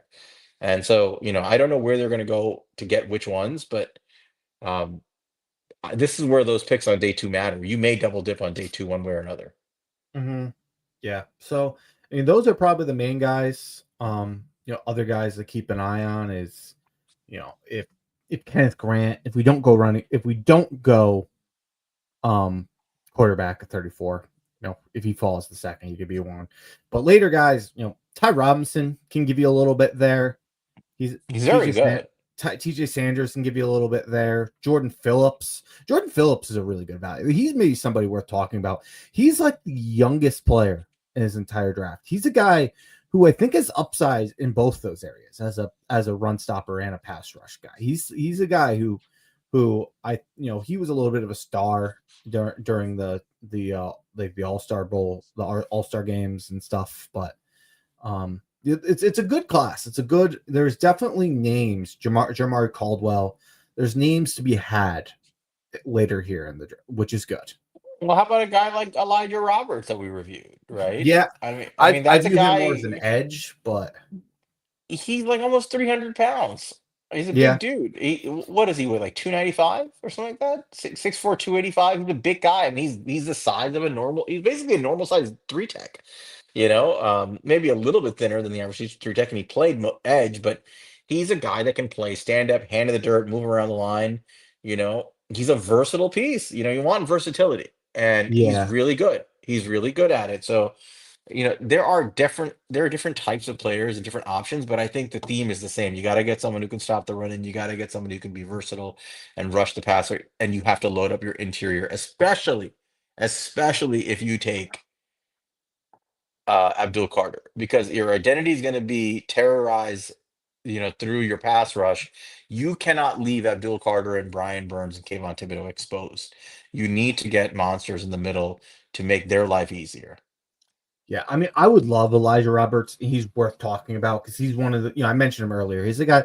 He's a guy who can set an edge. I just don't like if you brought him in and asked him to be an interior defensive lineman. I think you're looking at him as being hopefully a high end pass rusher from that position. Like he's a very, very productive as a pass rusher in college. And I don't, and he's a good run stopper, but I think from an edge standpoint, I think he would get some issues dealing with double teams and stuff like that constantly in the NFL. Well, and I think when the Giants signed Chauncey Golston, which is I think one of their best signings of the offseason away from the Cowboys, they did kind of address that prototype, right? And they may want to go and I think they gave him a 3-year deal, if I'm not mistaken. So maybe they don't go for somebody exactly like Roberts, but the point is there's lots of guys in this class. I mean, my guy, and he is Peebles. I mean, he's one of those Mhm. guys who I think is better against the run than he's given credit for, and he's obviously excellent against the pass. He has elite pass rushing numbers as a three tech. He's a little undersized, but he doesn't, he plays big. And I wouldn't mind that guy as one of your guys. I don't even know if he made the 150. He probably didn't. Yeah, I don't think he made the 150 here Yeah, he's from gonna be a Jeremiah. late. He's the guy who get late. Howard Cross might be the guy you get late. I'll say, speaking of guys who have crazy pass rush number, a guy we were just talking about. Have you seen how crazy? I mean, I know we've gone over him before and stuff like that. Do you remember how crazy Elijah Roberts' pass rush win rate stuff is? Yeah, it was in the 20s, wasn't it? Yeah, he has 22.6, which is, or no, 22.4, which is just being Abdul Carter's 22.6, and his true pass set win rate 36.8, number one in the country. Yeah. Elijah Roberts is a player. He's legit, It was Yeah. actually Alex and DK, he said, "Hey, watch Elijah Roberts." When I watch him, and I remember telling him, like, "Hey, this guy's legit. Like, he's not, flash in the pan. This is a serious football player." I'm a little surprised he's not getting more love, but you can't go wrong collecting guys like this for your defensive line. You really can't. Mhm. No, I agree. And it gets harder to, when you take a guy like Abdul Carter at the first pick to find a spot for a guy like that. But you just add good players at the defensive line, and he's going to be a good player. We talked about you and I. We went on to talking Giants. If you guys haven't listened, and during the with Justin, he was nice enough to play on do O line, D line, and we talked about Joshua Farmer on that. That's a guy we had Ah, in for a local visit. no, stay Yeah, away. Stay yeah. away from that Me guy. and you were not big fans. He's definitely maybe you get him with like an Andre Patterson. It's a guy who has the ability to be developed, but where he's being looked at, I don't think he's worth juice is worth the squeeze. Where like he's 77 on this, so you probably have to take him at 65, and I'm And I good. want no, I want no part of him. I can see why he's up there because of his projection and his measurables, but his football play doesn't match where this value is, in my opinion. This is Jeremiah hearing from teams, hopefully not from the freaking Giants. Oh, they really like this guy, but his play doesn't match. I don't want him on anywhere near me on my team. I think they're better players. So we've gone through trench guys. I mean, we haven't gone through the O line. I think we're talking about some of the O line guys other than What Donovan Jackson. one more Oh, go guy I ahead. want to ask you for you that because I just looked. We're going 99 105 area again. We talked about Sure. Elijah Ruppers. Good pick. How would you feel about it's tough if we're getting Abdul Carter. It makes this whole thing more tough with these sleepers. Oh, I How know do where you you're feel going here. Josiah Stewart? Yeah, I love Josiah Stewart. You Mm-hmm. love Josiah Stewart. Josiah Stewart, for those who don't know, is an undersized edge rusher from Michigan. Um, and I think he measured at just over 6 feet tall, right? He's a little under, or maybe he's like 6'1", something like that. I'll look it up. Um, but this kid, if you haven't watched, excuse me, if you haven't watched Josiah Stewart play football, do yourself a favor and go watch Josiah Stewart play football. You will be hard pressed to find an edge rusher with more impact and more explosive tape than Josiah Stewart. He came in at 6'1", 249. So he's like a short, stout individual. In Um, sub 32-inch arms. right. He doesn't have the he does not have the measurable. Like his fighter chart is like it looks like a dot, right? He's got Mm-hmm. nothing. But watch him play football. He does not play small, dude. He is explosive off the snap, and he drives tackles backwards. Like he will just straight up power. He will bull rush them and drive them right into the quarterback's lap. He has that burst and explosive first step to get around tackles. He has spin moves. He has counters and inside moves. He's a terror, dude. And what were his numbers? Like he had like a 26% pass rush win rate or something bananas, right? Let's see. I have this stuff up right here. Let's see. He had a where is it? It was crazy high. I remember that. Maybe I got to knock it down to 20%. Oh, yeah, I didn't knock down the reps. He was 27. 27.7 and a four. So I was giving numbers with a 50% minimum snap rush rate when I was ranking how high they were. He didn't fit in that. So with this 41.2 true pass set win rate, and I'll say you brought up like how he can out physical these guys. That he also is just like, man, he looks like sometimes he looks like a point guard, like setting up a defender like in a basketball game, and he just like breaks their ankles and like Yeah. you don't know where he's going. It's crazy the way he can pass rush, and he's a guy. It's funny. I asked I was asking some people like who your favorite edge setter is in this draft, and one person said Josiah Stewart. And I'm like, that's not the answer I expected, but I kind of see it was Grump. It was football Grump. And I was like, but I kind of respect it because he can do it. It's not like his specialty, but I can see you So can you do me a favor? categorizing Can you pull up Rad? Our friend Rad has a comment in the chat. Pull it up. that. Yes, this is the one earlier. Pull it up. Because he knows ball. He's a ball knower, Rad. Um, Rad does not like Josiah Stewart. I'll tell you why Rad does not like Josiah Stewart. Rad is a USC alum. Rad's wife is a Michigan alum, and he had to watch Josiah Stewart terrorize his team for 4 quarters, and his wife talked so much shit to him about it, and it was all Josiah Stewart's fault. So, That's why he doesn't like him. That's his way of saying draft Josiah Stewart. Just so we're clear. Yeah. So I don't know how he fits, especially to get Abdul Carter. But man, I would be happy if we took Josiah Stewart. And he is a guy who's from the Bronx. You know, he's a local kid. Yeah, I mean, again, his size concerns will be baked into his value, right? He's not looked at as like an early pick. His production, his data, his tape scream first round pick. They really do. Like Yeah. everything about him screams first round pick. If he was 6'3.5", 260 pounds, I would dare say the guy would be getting top 15 pick type accolades and Mhm. discussion. He's just small, and that pushes him way down, and understandably so. You're in the NFL, and your size concerns are going to get exploited by a lot of bigger tackles. It's hard to project him as a three down edge in the NFL, right? I think that's a tough thing to do. But if you're talking about getting him at pick 100, as at minimum a situational pass rusher, and maybe, just maybe, he can stick for more downs than just that, that's real value, right? I mean, if you can get in like a high motor, crazy productive situational pass rusher at a pick 105, you should take it. Yeah. I agree with you. I was just, we haven't talked about Josiah Stewart a lot just because it doesn't make sense. But I wanted to give one more chance to kind of show our love for Josiah Stewart because it's been a while since we talked about him. So Yeah, I really fun interrupted you. player. Let's go back to where we were going.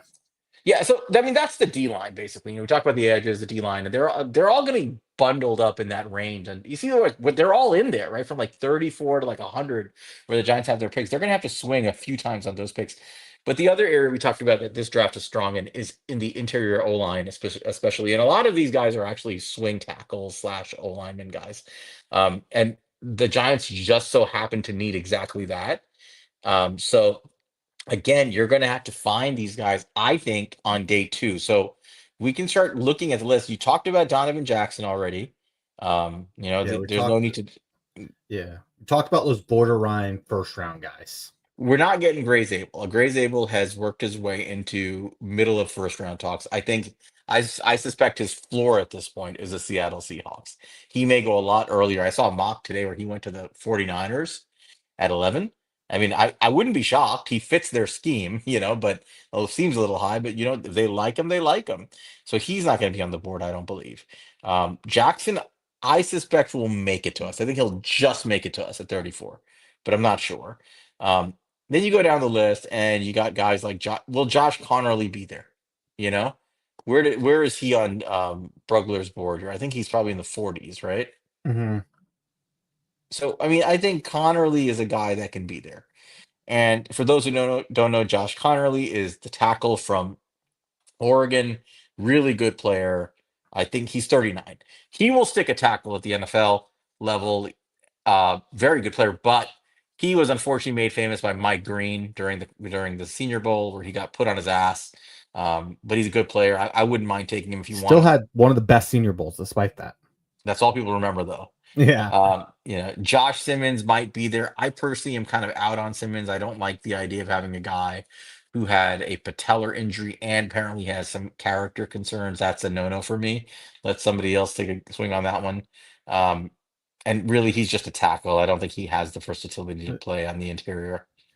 Here's a guy, and I wouldn't take him at the 34 pick, and he's high on the board here, Jeremiah. So maybe we don't have a chance on him, but a guy we've brought up as potentially a third round target is Jonas Savanier.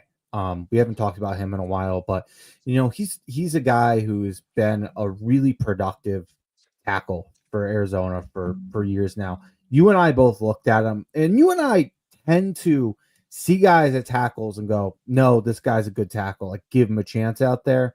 With Savanier, we didn't feel that way. We were No, like, like this he's a guy's guard. going to make a good guard, though. We are like, Yeah, this guy will make a good guard. And he is somebody who I would absolutely consider a 65.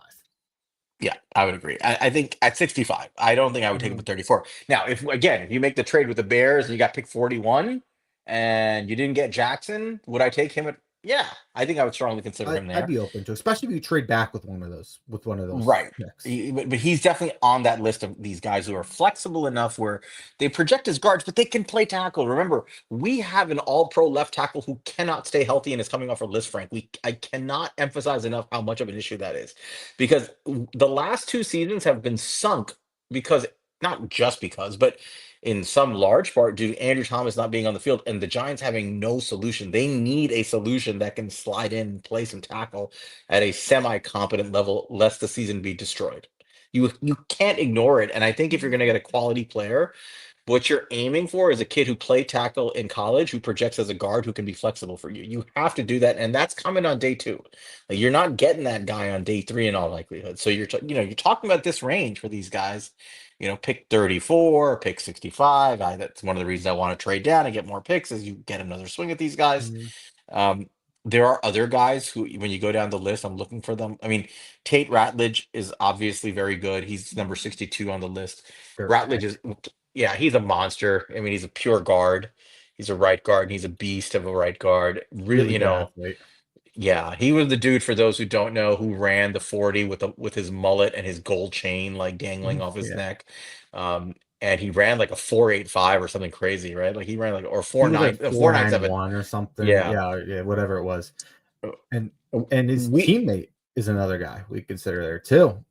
Yeah, Wilson. So Mhm. that's the one that I don't know. Where is he on the list? He's right below him. Is he?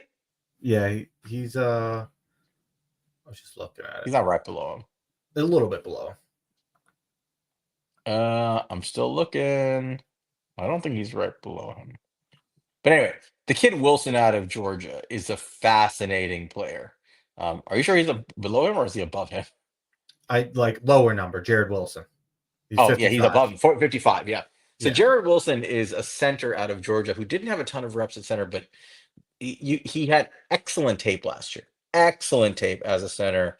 And you can tell he's a phenomenal athlete the way he plays center. He's athletic, he's strong, he can move, he can get to the next level. And he showed a lot of savvy for a guy who didn't have the number of reps you expect from some of these guys. He blew up the combine, dude. He ran a 4.85 40, and that matters. And you can tell everybody why that matters. Yeah. I mean, I heard you reference it on New York Revival last night. I went back and listened to your pick. And yeah, we've gone over it. Is you can look back at every offensive lineman who has run a sub 4.940, and it's like half of those are like all pros to like Hall of Fame level players. It's actually pretty crazy. Um, it's quite literally like a 50% Pro Bowl hit rate. There's other things like a 3-cone drill. There's a certain number that's like almost an automatic starter, which is also pretty nuts. But the high end here is crazy. And running a 4.84, he's gonna get like, the he's gonna be one of the most athletic. You're gonna get like Creed Humphrey type comps with that type of testing. Yeah. The issue with him is his does he have the core strength and the raw Mhm. power to sustain against the larger nose tackle? Remember, in our division, you have to block Jalen Carter. You have to block, you know, well, now Johnny Newton is going to be a problem for a lot of teams. He's not going to line up exactly against center, but the Cowboy, you have to block Massey Smith. But but you are going to have to block some big dudes who are strong defensive linemen. Thankfully, Fletcher Cox retired, but they still have, the Eagles themselves have Carter and they have Jordan Davis. You need somebody who can handle that. John Michael Schmidt's, one of his problems is he can handle that very well. He does get bullied by these stronger guys, but I don't think Wilson is a guy that will get bullied forever. Like, when I look at him, I just see a great athlete who can projectably get stronger. I'm not asking him to start day one. I think he's a kid you stash if you take him and you work on his game, and he just works on getting stronger. Just gets stronger and stronger and stronger, and hopefully he can hold up. This was by the, not I'm not comparing him, but this was the knock on Jason Kelsey when he came out and he went in the Mhm. sixth round, that he was too small, couldn't hold up against strong guys, tested like a freak, right? He blew up the combine. Um, but when he bulked up and he got prepared for the NFL game, he was able to use leverage and technique and just hold up core strength power, and he became one of the best, if not the best center of all time. So I would take a swing on this guy, um, but I think it's a luxury swing. I would take a swing on him only if we trade down or again if we get extra picks. Yeah, I agree with you. So, there's it's interesting here. You go down to the next kind of like group here. There's a little bit of distance, and then Marcus Mabo. We talked about. I think he might be on the table there at 65. That's a guy we brought in for a top 30, and if you really like him, it's going to be hard to guarantee he's going to be there at 99. So if they really like him, and I could see the idea of taking him there at 65. That's certainly there. You have Ursary here. Here's a name that's interesting to me because I've seen Emory Jones kind of get shit on a lot this Yeah. season. I kind of put him in my rear view mirror, and I honestly wished I went back and watched him. I never did, but I do remember if you go back to our original line review, which was very Mhm. early in the season, we went purely off his 2023 tape. We really liked Emory Jones, and he had a worse year this year. You can see that just by looking at the numbers. So, and it's something I should have went back. I don't know if you ever did, but something I should have went back and checked. But him being here 84 here with how much we liked him previously on Daniel Jeremiah's big board is it's noteworthy to me. Yeah, I mean, I think that statistically he had a down year, um, and was not as effective. But at the end of the day, I mean, he didn't give up a ton of pressures. I mean, he gave up more than last year. He held his own. He only gave up one sack and four hits. But I think what we liked about him was that he played with this nasty, aggressive style, Mm-hmm. and we could see him again translating to a guard, like if he needed to. Like I think he can hold up a tackle, and he probably needs some development to do it. But he's also a guy that his play style could be conducive to just sliding inside and playing guard. Yeah, I like just looking at our notes here. We had that we rarely beaten badly, plays with good leverage, absolute mauler in the run game, powerful punch, good anchor, high ceiling player who's been reliable already, and can rely on his physical gifts to bail him out. And the cons, we said footwork can be inconsistent, especially in the run game, can improve hand timing, will hinge too far forward, feet are slow in pass protection time, and needs to clean up his hips, which I mean, probably all that is probably still pretty accurate because that decides that is defines what is a flawed Whether player there, but a guy who's promised. But with all that said, we grade him pretty high. We grade him in like the mid threes.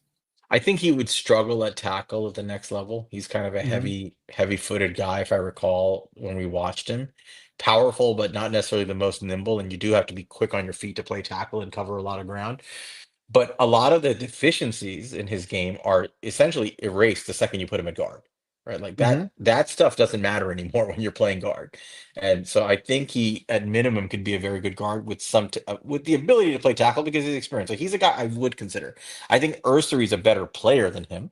So if you're Mm-hmm. going to go down this road, I would probably, and I know he has them ranked back to back with Ursary slightly ahead of Jones. I'm talking about Jeremiah, but I think Ursary's just a flat out better football player. Play tackle at Missouri. I think he plays with a nasty streak.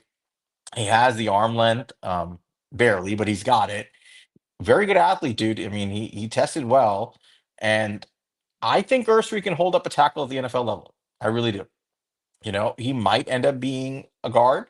I think he could play as a guard. He's a humongous human being. He's like 6'6", 330. But I think that this is a guy that can actually hold up a tackle and play guard. So I would strongly consider him. And I think he's a little bit more agile and athletic than Jones. Yeah. Yeah.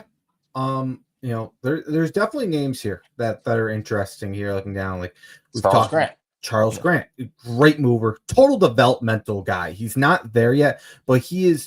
For anybody listening, he's one of the quickest guys you and I have ever scouted at the offensive line position. Like, very especially fast. if we go to a zone scheme or anybody who is a zone scheme is very interesting.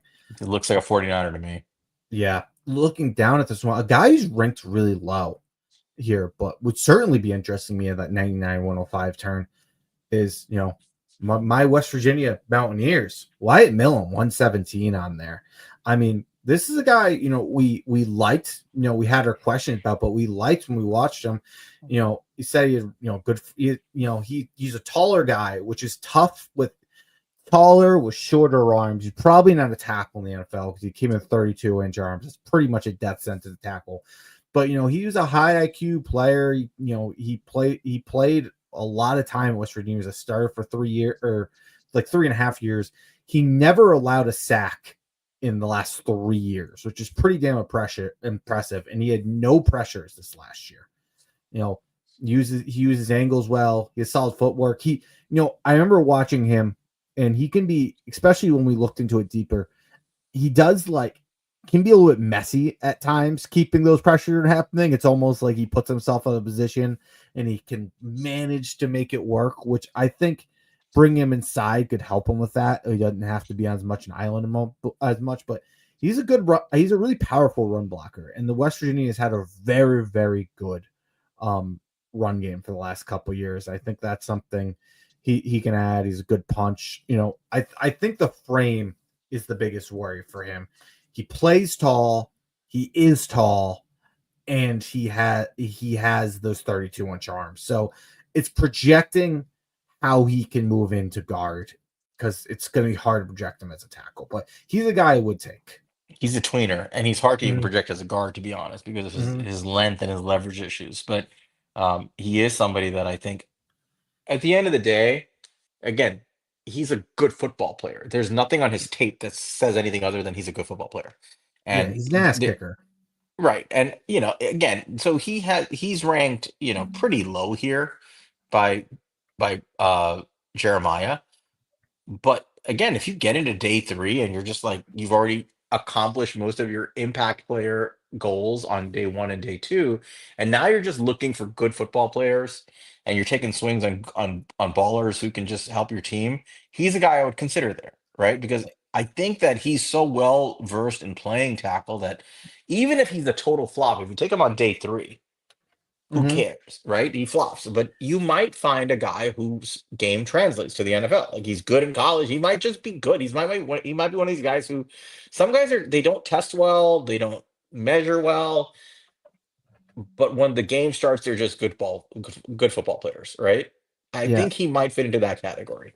And maybe there's a world where yes, he's not a full time tackle in the NFL. It's just he doesn't have the arms or anything. But like, a guy like Justin Pugh was a guy who had really short arms, and yes, it kept him from being a full time tackle in the NFL. But he's a guy who was able to do it for us, despite the fact that he didn't have it. And I'm not talking about straight off the couch Justin Pugh. I'm talking rookie contract Justin Pugh, but he was able to do it for us, even though he didn't have the ideal measurements for it. Yep. Um, When you get further than this, I mean, there are guys up and down this area who are interesting. Anthony Belton's a kid I like. He's a tackle out Mm-hmm. of NC State. I think he's a pure tackle. He's got the size length measurables. He's a big kid. He's a 6'6", 336, 33 and 7/8 inch arms, 10 and a quarter inch hands, big punch, big strides, huge wingspan. Um, and he actually really played well at the Senior Bowl. I don't try to get over obsessive with the Senior Bowl, but I do pay attention to guys like him and see how they hold up against some of the better pass rushers in college. Senior Bowl drills are decidedly stacked in the favor of the defensive players and these one-on-ones. He did really well. Go back, for those who haven't seen, go back and watch Anthony Belton's reps at the Senior Bowl. He really held his own about as well as anybody at tackle. He is a little bit more raw than other people and needs time to develop. But again, this is a guy that I wouldn't mind, like, on day three, if I'm looking for a guy who has the upside of being a possible starting tackle, if I develop him, just sit him down and develop him. Belton, it might be a guy who does that. I don't think he can play guard. I think his size and length is purely tackle, but I look at him as a good swing tackle, and possibly a starter, possibly a true starter with time. Yeah, that's a good call up. You have anybody else that you wanted to mention? Yeah, I mean, there are guys, in, Miles Frazier's a guy people love. They're talking Mm-hmm. about him in the chat. I'm looking at our list here. I mean, guys like Ozzy Trapillo, the kid out of Boston College, really tall. He's like 6'8". Jalen Rivers, the kid out of Miami. He's somewhere on this list towards the end of it. I think he can play. I think he can play at guard also. And there are guys up and down the list. Logan Brown from Kansas. There will be guys available. And then I can't not mention, Holland Pierce, the tackle from Rutgers. He's a kid that looks like a good developmental tackle, but The point is the Giants should take some swings here on the offensive line, and I think they may want to take two of them. I think on day two, again, depending on how many picks you have left, who knows what they have left, but if they keep the picks they have currently, I think it's imperative upon them to get somebody who can play interior and tackle somewhere on day two. And I think they should take a developmental player either at center or tackle on day three. I really believe that.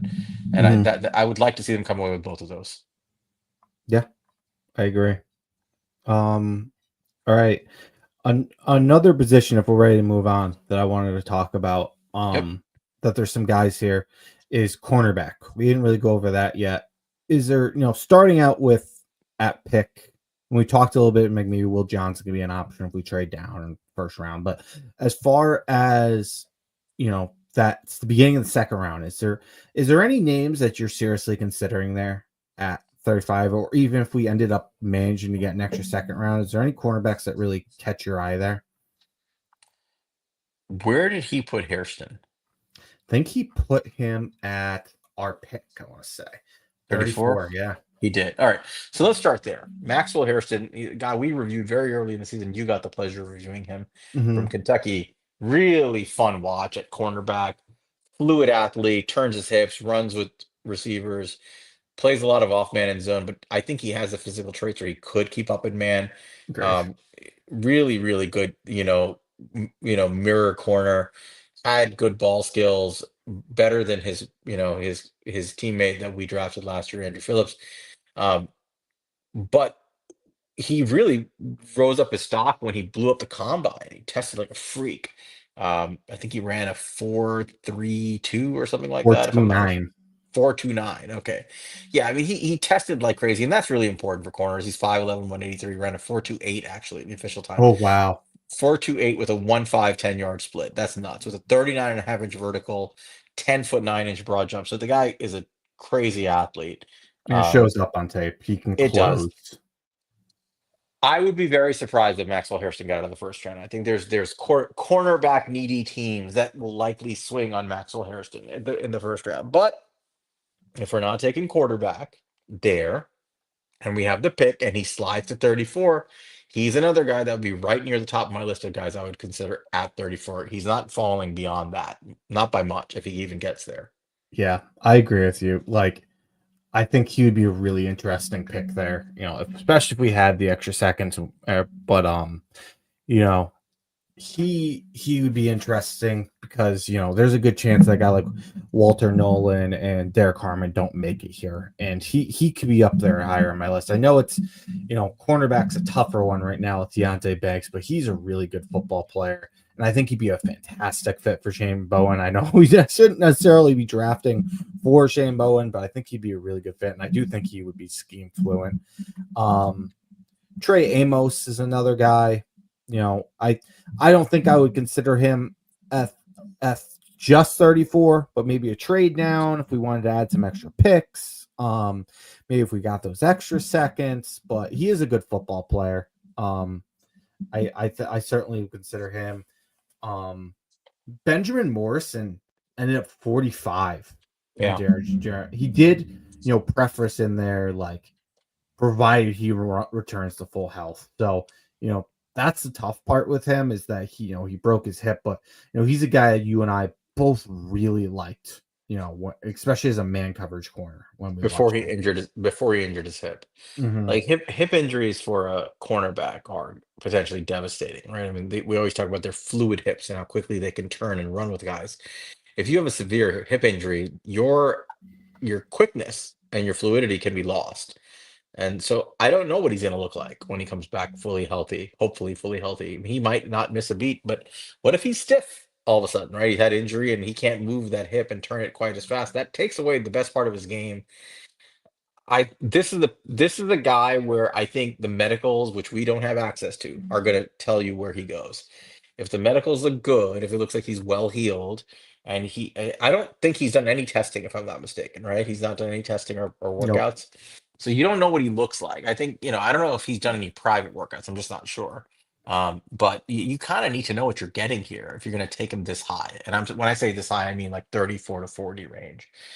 Otherwise, he's a guy I could see dropping. I can see him Mhm. sliding because teams don't want to invest in a cornerback who has questionable hips post injury and surgery. So And, i- and maybe an option at 65. if he falls to 65, you know, it's hard to imagine you getting a better player in terms of potential value at 65 than Hmm. Benjamin Morrison. Benjamin Morrison, when he's healthy, I mean, he was pushing to be cornerback one in this class. He was so good, right? He was not right on the heels of guys like Will Johnson and Travis Hunter. Really outstanding man corner, likes to hit people, great ball skills, can play off man zone. He did it all. If he's healthy, he's a cornerback one in the NFL. You know, that there's a lot of upside there. But it's I've got to know he's healthy, and you got to hedge it into his price. Yeah, I agree. And on the opposite end of that, where I'm a little bit surprised how high Benjamin Morrison is, but a guy I'm a little bit surprised how low he is on Daniel Jeremiah's list here is Javon Ravel is at 71 on Yeah. this list. And he's coming off an ACL that was pretty early into the season. And at the end of the day, it's an ACL injury. Like, players come back from ACLs all the time. Like, and he has great traits, like from size, speed standpoint. And Giants did a visit with him, if I'm not mistaken. So that's an interesting one. If he was there at 65, hell, I would even be interested in Ravel if we trade back or had extra picks or anything like that from a trade in the 30s. But 65, that would be one of my favorite values. I think, yeah, I don't know what the issue is. Now, keep in mind, he's coming from a small school, right? Mm-hmm. The kid went to ECU, right? And he stayed at ECU. He didn't leave even when he had a chance to leave. And so you already have the questions of like, is this translatable to the NFL when you're coming from a small school? Maybe it is, maybe it isn't. Then he tears his ACL as a guy who's a size speed guy, gives people more concern. So I can see why his stock is lower, but yeah, I'm with you. If the ACL is healed and he can move, his size and speed combination is it's a unique weapon in the defensive backfield. I'd be very comfortable taking him at 65 or beyond. Mm-hmm. Do you have like? There's not a ton of corners that kind of drops off for me at some point, but do you have anybody that interests you later on in this? Like, I mean, there's names, but guys that you're genuinely interested in outside of just filling holes. Um, there's a few guys. I think a name worth mentioning certainly is D Kit's guy, who he told me about at the Shrine Bowl, the kid out of Cal, Mm, Noel, I think Noel Williams. yep, that's a good Um, call out. and I believe he trains with the same trainer that trained Alex Johnson. Little birdie told me from LA. So Hmm. that's a guy I would consider. I don't know where he is I on like this list. him. I don't 54. know. 150. He's at 54. Yeah, so you'd have to take him at 65 and You're hope he's there. joking. He's that high? Yep. Oh wow, 54. Okay, I thought he was gonna be a lot lower. I Me totally went too. right past I him. mean, Yeah, maybe he falls. Maybe it's just a Jeremiah guy. Maybe Jeremiah's higher than him in the league, but interesting. Yeah, I mean, I think rounds three, four, I would take him. Higher than that, I don't know. yeah, And then you have guys like some very competitive players, Kobe Bryant out of Kansas. You've got Maxim Zy Williams, Alexander, yeah, Dorian Strong from Virginia Tech. There's some good competitive players there. Are they Quincy cornerback Riley, ones? Yeah, maybe you take a swing on one of those guys. I don't know how much of a swing I would take with Deontay Banks on my team and having just paid Paulson Depot. If I'm looking at cornerback and I'm the Giants, I'm only taking one if a kid like Siobhan Ravel or Benjamin Morrison fall into my lap, 65 or beyond. yeah, that's what I kind of am too. Maybe I would. There's some interested in the second round for the right guy if we traded back or if we had those extra, like trade back in the first or the second. Like maybe Right. I'd be interested, but um, yeah, I'm with you. Um, Safety is is there any real interest in it? I know I think the first name that comes to both of our heads when we think of like if we're gonna invest in safety, Yeah. Andrew Makuba. Yep. Safety one. Although we didn't have him as safety one, but in retrospect, I kind of like kicked myself like we should have just pushed for it. Andrew McCoo was awesome. Where did Brugler put him? 76. Yeah, that sounds about right. Andrew McCoo was a converted cornerback. Went to Texas. He was at Clemson. Went to Texas. Converted from corner to safety, and a little undersized for a guy who plays safety. He's built like a cornerback, but he plays like a thumper. So number one, when you watch these safeties play, I mentioned this when we did our episode. Even though he wasn't the most quote athletic as some of the other guys, what you're looking for in a safety is a guy who recognizes the play in front of him and quickly closes and gets there. Not unlike a linebacker. He's on every play, like every play in the air, every play on the ground. Makuba's there. He's making a tackle. He's making a play on the ball. He's got the ball skills. He had 5 interceptions this year. Played like a natural safety, even though it's something he's just doesn't have that much experience in. I think he's going to end up potentially being the best safety drafted from this class. So I would love to have him, but here's the thing: we just drafted Tyler Newman. We just paid Javon Holland. Where are you playing this kid? Mm-hmm. Yeah, I mean, well, here's the thing. Um, Bowen is a guy who he used three safeties a good bit when he was in Tennessee. He didn't do it as much last year, but it is something to do. And, he's a guy who's corner experience. He's a guy who could probably play some nickel for you. And, especially, Andrew Phillips is still, I wouldn't call him a liability or anything like that, but he's still more of a rundown nickel at this point. He's not a high end coverage guy. So, he's a guy who you could bring in more in passing downs and be your nickel corner in that. He could be your third safety. I think he's an interesting guy. I mean, I would have loved him if we didn't get Holland. Like, I remember I would have been like, it would almost been like nerve wracking, like the idea of potentially losing him because he was such a good fit. But Holland just fills that role. Yeah, well, that's the thing. With Holland, you're like, I don't feel urgent about getting this guy Yeah, or I any agree with you. safety. And apparently, this is a guy that it looks like from CBS that we had a visit with. Art had it too. We did visit with them, so that's interesting for sure. Especially if he could, if he's there at 99, like he has been in some of our mock draft simulators. That point, the value is just there. Just take it. You're getting a good football player, basically in day three. Yeah, all the more reason to hold on to these picks if you can, right, and try to get more in that range. Yep. All right, so we got corners. Oh, I should mention Jabbar Muhammad. Dash wants me to talk about him because he's been drafting him on his mock draft for 2 years now. The kid, he's in Oregon this year, then Washington last year. Really competitive, feisty corner, but he's 5'7", or 5'8", something like that, right? He's not.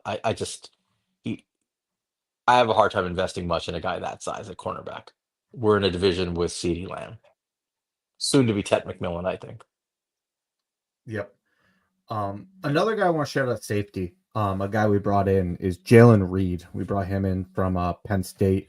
He's a really physical, high IQ safety, really good blitzer for Penn State. He could be an entry. He could be kind of like he could feel kind of like your hole left by Jason Pinnock a little bit. He could have some of what he did for you. I think that would be like a good comp for him. Yep. I'm trying to look at some of these top 30 guys just to mention these guys. Corey Black from Oklahoma State. I don't know a ton about him, but he is somebody we brought in and met with at the Big 12 Pro Day. Let's see. Anybody else here at safety that intrigues you? Not really. I mean, unless you're going for a late day three flyer, you're taking a guy, Oh, um, no. you know, Mickens, somebody like that later. One guy I will call out. He's a guy that I've taken in a couple of my mock drafts as a late guy. Hunter Wooler from Wisconsin. I think he could be a solid value here. He's a really good tackling safety, which is something we've done. He can, he has like decent athleticism to be a coverage guy. You're looking at him in the 7th round. He's not like the most athletic guy in the world, but this is somebody with a 6'7" 3 cone. Like, yes, he ran 4.5 740, but really, really good movement ability. 37 vertical jump. He really impressed me with some of his testing there, and he is a guy I already liked. I've used him more as a run stopper, but he does give me a little bit more hope for what he could be in the NFL as a coverage guy. Agreed. All right, I think I want to hit a couple of more positions, and I think we can call it. Staying on the defensive side of the ball, the one position we haven't discussed much is linebacker. Hmm. I don't know how much of a need it is for the Giants. You have Bobby Okereke for a couple more years under contract, who's a good football player. Michael McFadden is one of the few hits that Joe Shane has had as GM. Fifth round pick, looks like he's getting better and better every year. But I think it always makes sense to look for talent when it presents itself. Where would you feel comfortable taking a linebacker when you look at this top 150 list? Day three is what comes to my mind right away. Looking at that starts around like 105. So So give me a name that you're like, all right, I would take this guy at 105. Demetrius Knight, 109. That's an Yeah. interesting name. He's a good player. He kind of surprised me that he's that far. The first guy that kind of came to my head for a day three guy was Danny Stutzman. Yep. He's a guy who just be a good run stopper. I don't even know if he's on this list, He but is. He's number it 92. okay. So yeah, so you might be able to get him at 105 potentially. What about you? Do you have anybody else other that like for linebackers? Stutzman and Barrett Carter are the two guys I would Derek strongly Carter is a consider. good one Right. too. Yeah. I think these are day three guys, like early day three, but day three guys, or maybe late day two. But um, good value guys who really help your defense from the middle in. Different style players. Carter is more of a downhill attacker with a hot motor. Stutzman is more of a run stuffer, traditional throwback tackler. Um, both offer a little bit something different, but both good football players. But I would strongly consider targeting those two in that range. The guys who are going earlier, I don't think the Giants are in a position to take like an early day two swing on a linebacker. Hmm. Yeah. I mean, one name here. He's not really a linebacker. He's more of an edge, but he's kind of too small for an edge. And it's a guy that we brought in was who was it? It was I'm blanking on his name. There's a guy from Oklahoma State. Um, who was I just had him here? Sorry about this. Colin Oliver. I even pulled up. Colin Oliver was it, and he's an interesting one. He was a guy who got hurt this year, but was a really productive pass rusher. He's on the smaller size for edge rushers, so he might be somebody who gets turns more into an off-ball linebacker with some blitzing ability. He's only 6'2", 240, and he has sub 31-inch arms. But 4.5, 640 yard dash, 39-inch vertical jump. Very very productive pass rusher in college. I'll try to get those numbers pulled up. But have you looked into Colin Oliver at all? I've not watched his tape yet, so I can't comment on him. I saw that they did give him a 30 visit, but I have to look back. I mean, I don't know. I mean, to me, linebacker is one of those positions where I think we're pretty good. It doesn't ever hurt to draft over guys, and if you can get the value. But I'm thinking to myself, what am I looking for at linebacker? I'm looking probably for a guy who's more of a throwback. I want a guy who can come in and stop the run and be an enforcer and a tackler in the middle of the field. I think Stutzman fits that pretty nicely. I don't need Mhm. him to turn and run with everybody, but I do want him to be decent in zone. So that's what I'm looking for. So guys like Stutzman, to some extent, guys like Barrett Carter, these are later picks. That's where I would aim for. Yeah, no, I mean, I think that's totally fair. Um, I'm, I'm trying to think. The only other position we didn't really talk about was tight end. Yep. It's worth Um, mentioning before we close out. yeah, I mean, there's some names in this draft. It's a pretty deep draft with tight ends. You know, a guy that you and I are both very high on is Harold Fannin, And so and is Jeremiah, apparently. yeah, Daniel Jeremiah did not make his top 50, but did make his top 54. So, I thought that was noteworthy. But he I think that he's going, he's been teams are totally split on Harold Fannin. And I think there's some people who view him as a day 3 guy, and then there's other people who I think he could go second round. So I don't think we're gonna get a shot at Harold Fannin, but similar to kind of the arguments I used for Savion Williams earlier, he's just a guy who could be somebody you have to worry about in the offense that you can just be a weapon. I would feel better about taking a day two swing on Fannin Jr. than most of these wide receivers in that Hmm. in that range for the Giants specifically. I think Harold Fannin is such an elite producer with the football in his hand that I would take him and go and run a lot of two tight end sets rather than just take another receiver who's going to be rotating sparsely.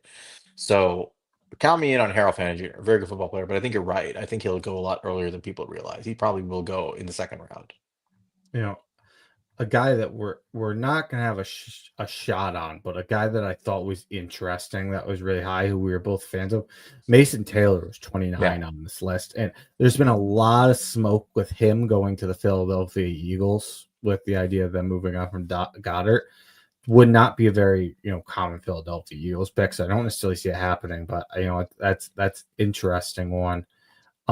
Elijah Arroyo, 51. Again, probably not where we would be investing, You're but talking about second round picks for these guys. yeah, like I think maybe there's a chance that Fannin falls, and that's Gunnar Helm. Maybe day 3 would be a guy that I would be interested in, but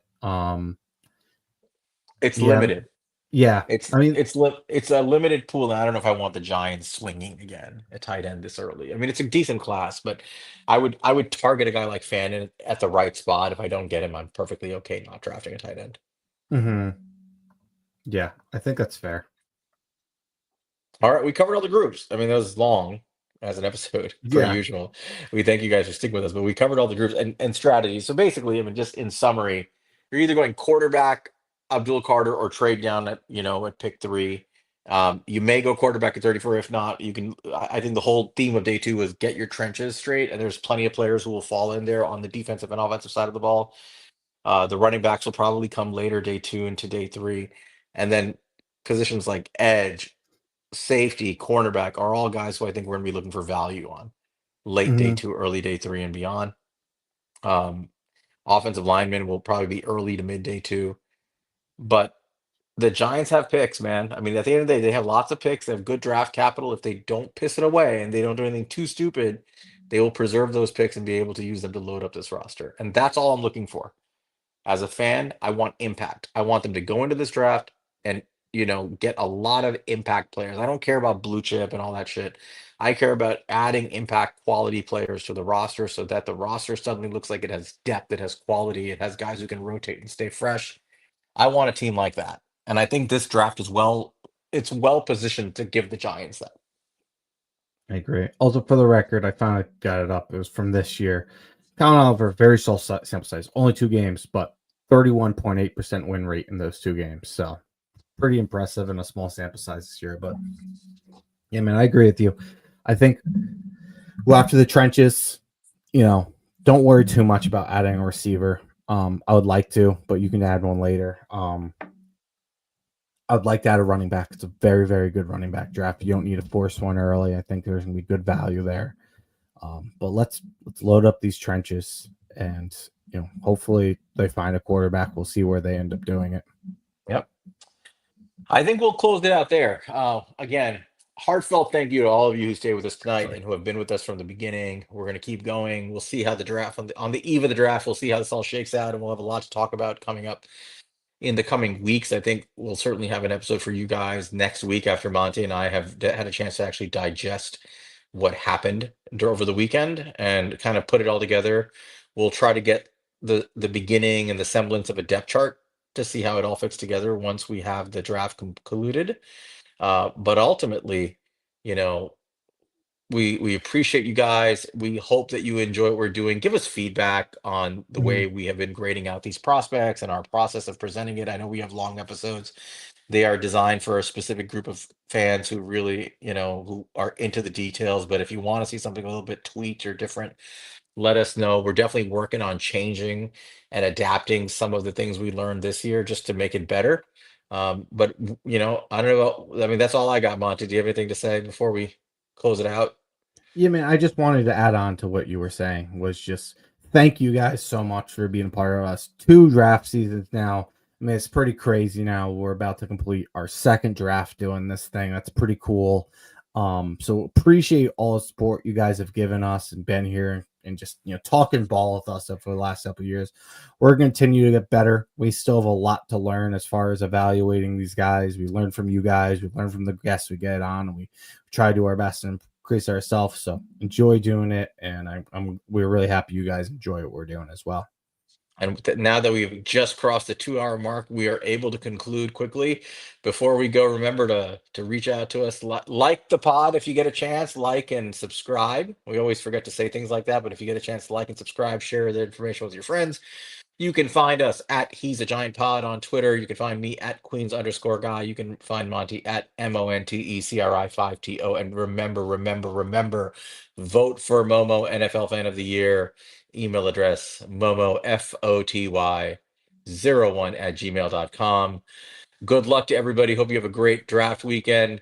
Let's pray they get this one right and are ready to compete for something next year. With that, good night and go Giants. Go Giants.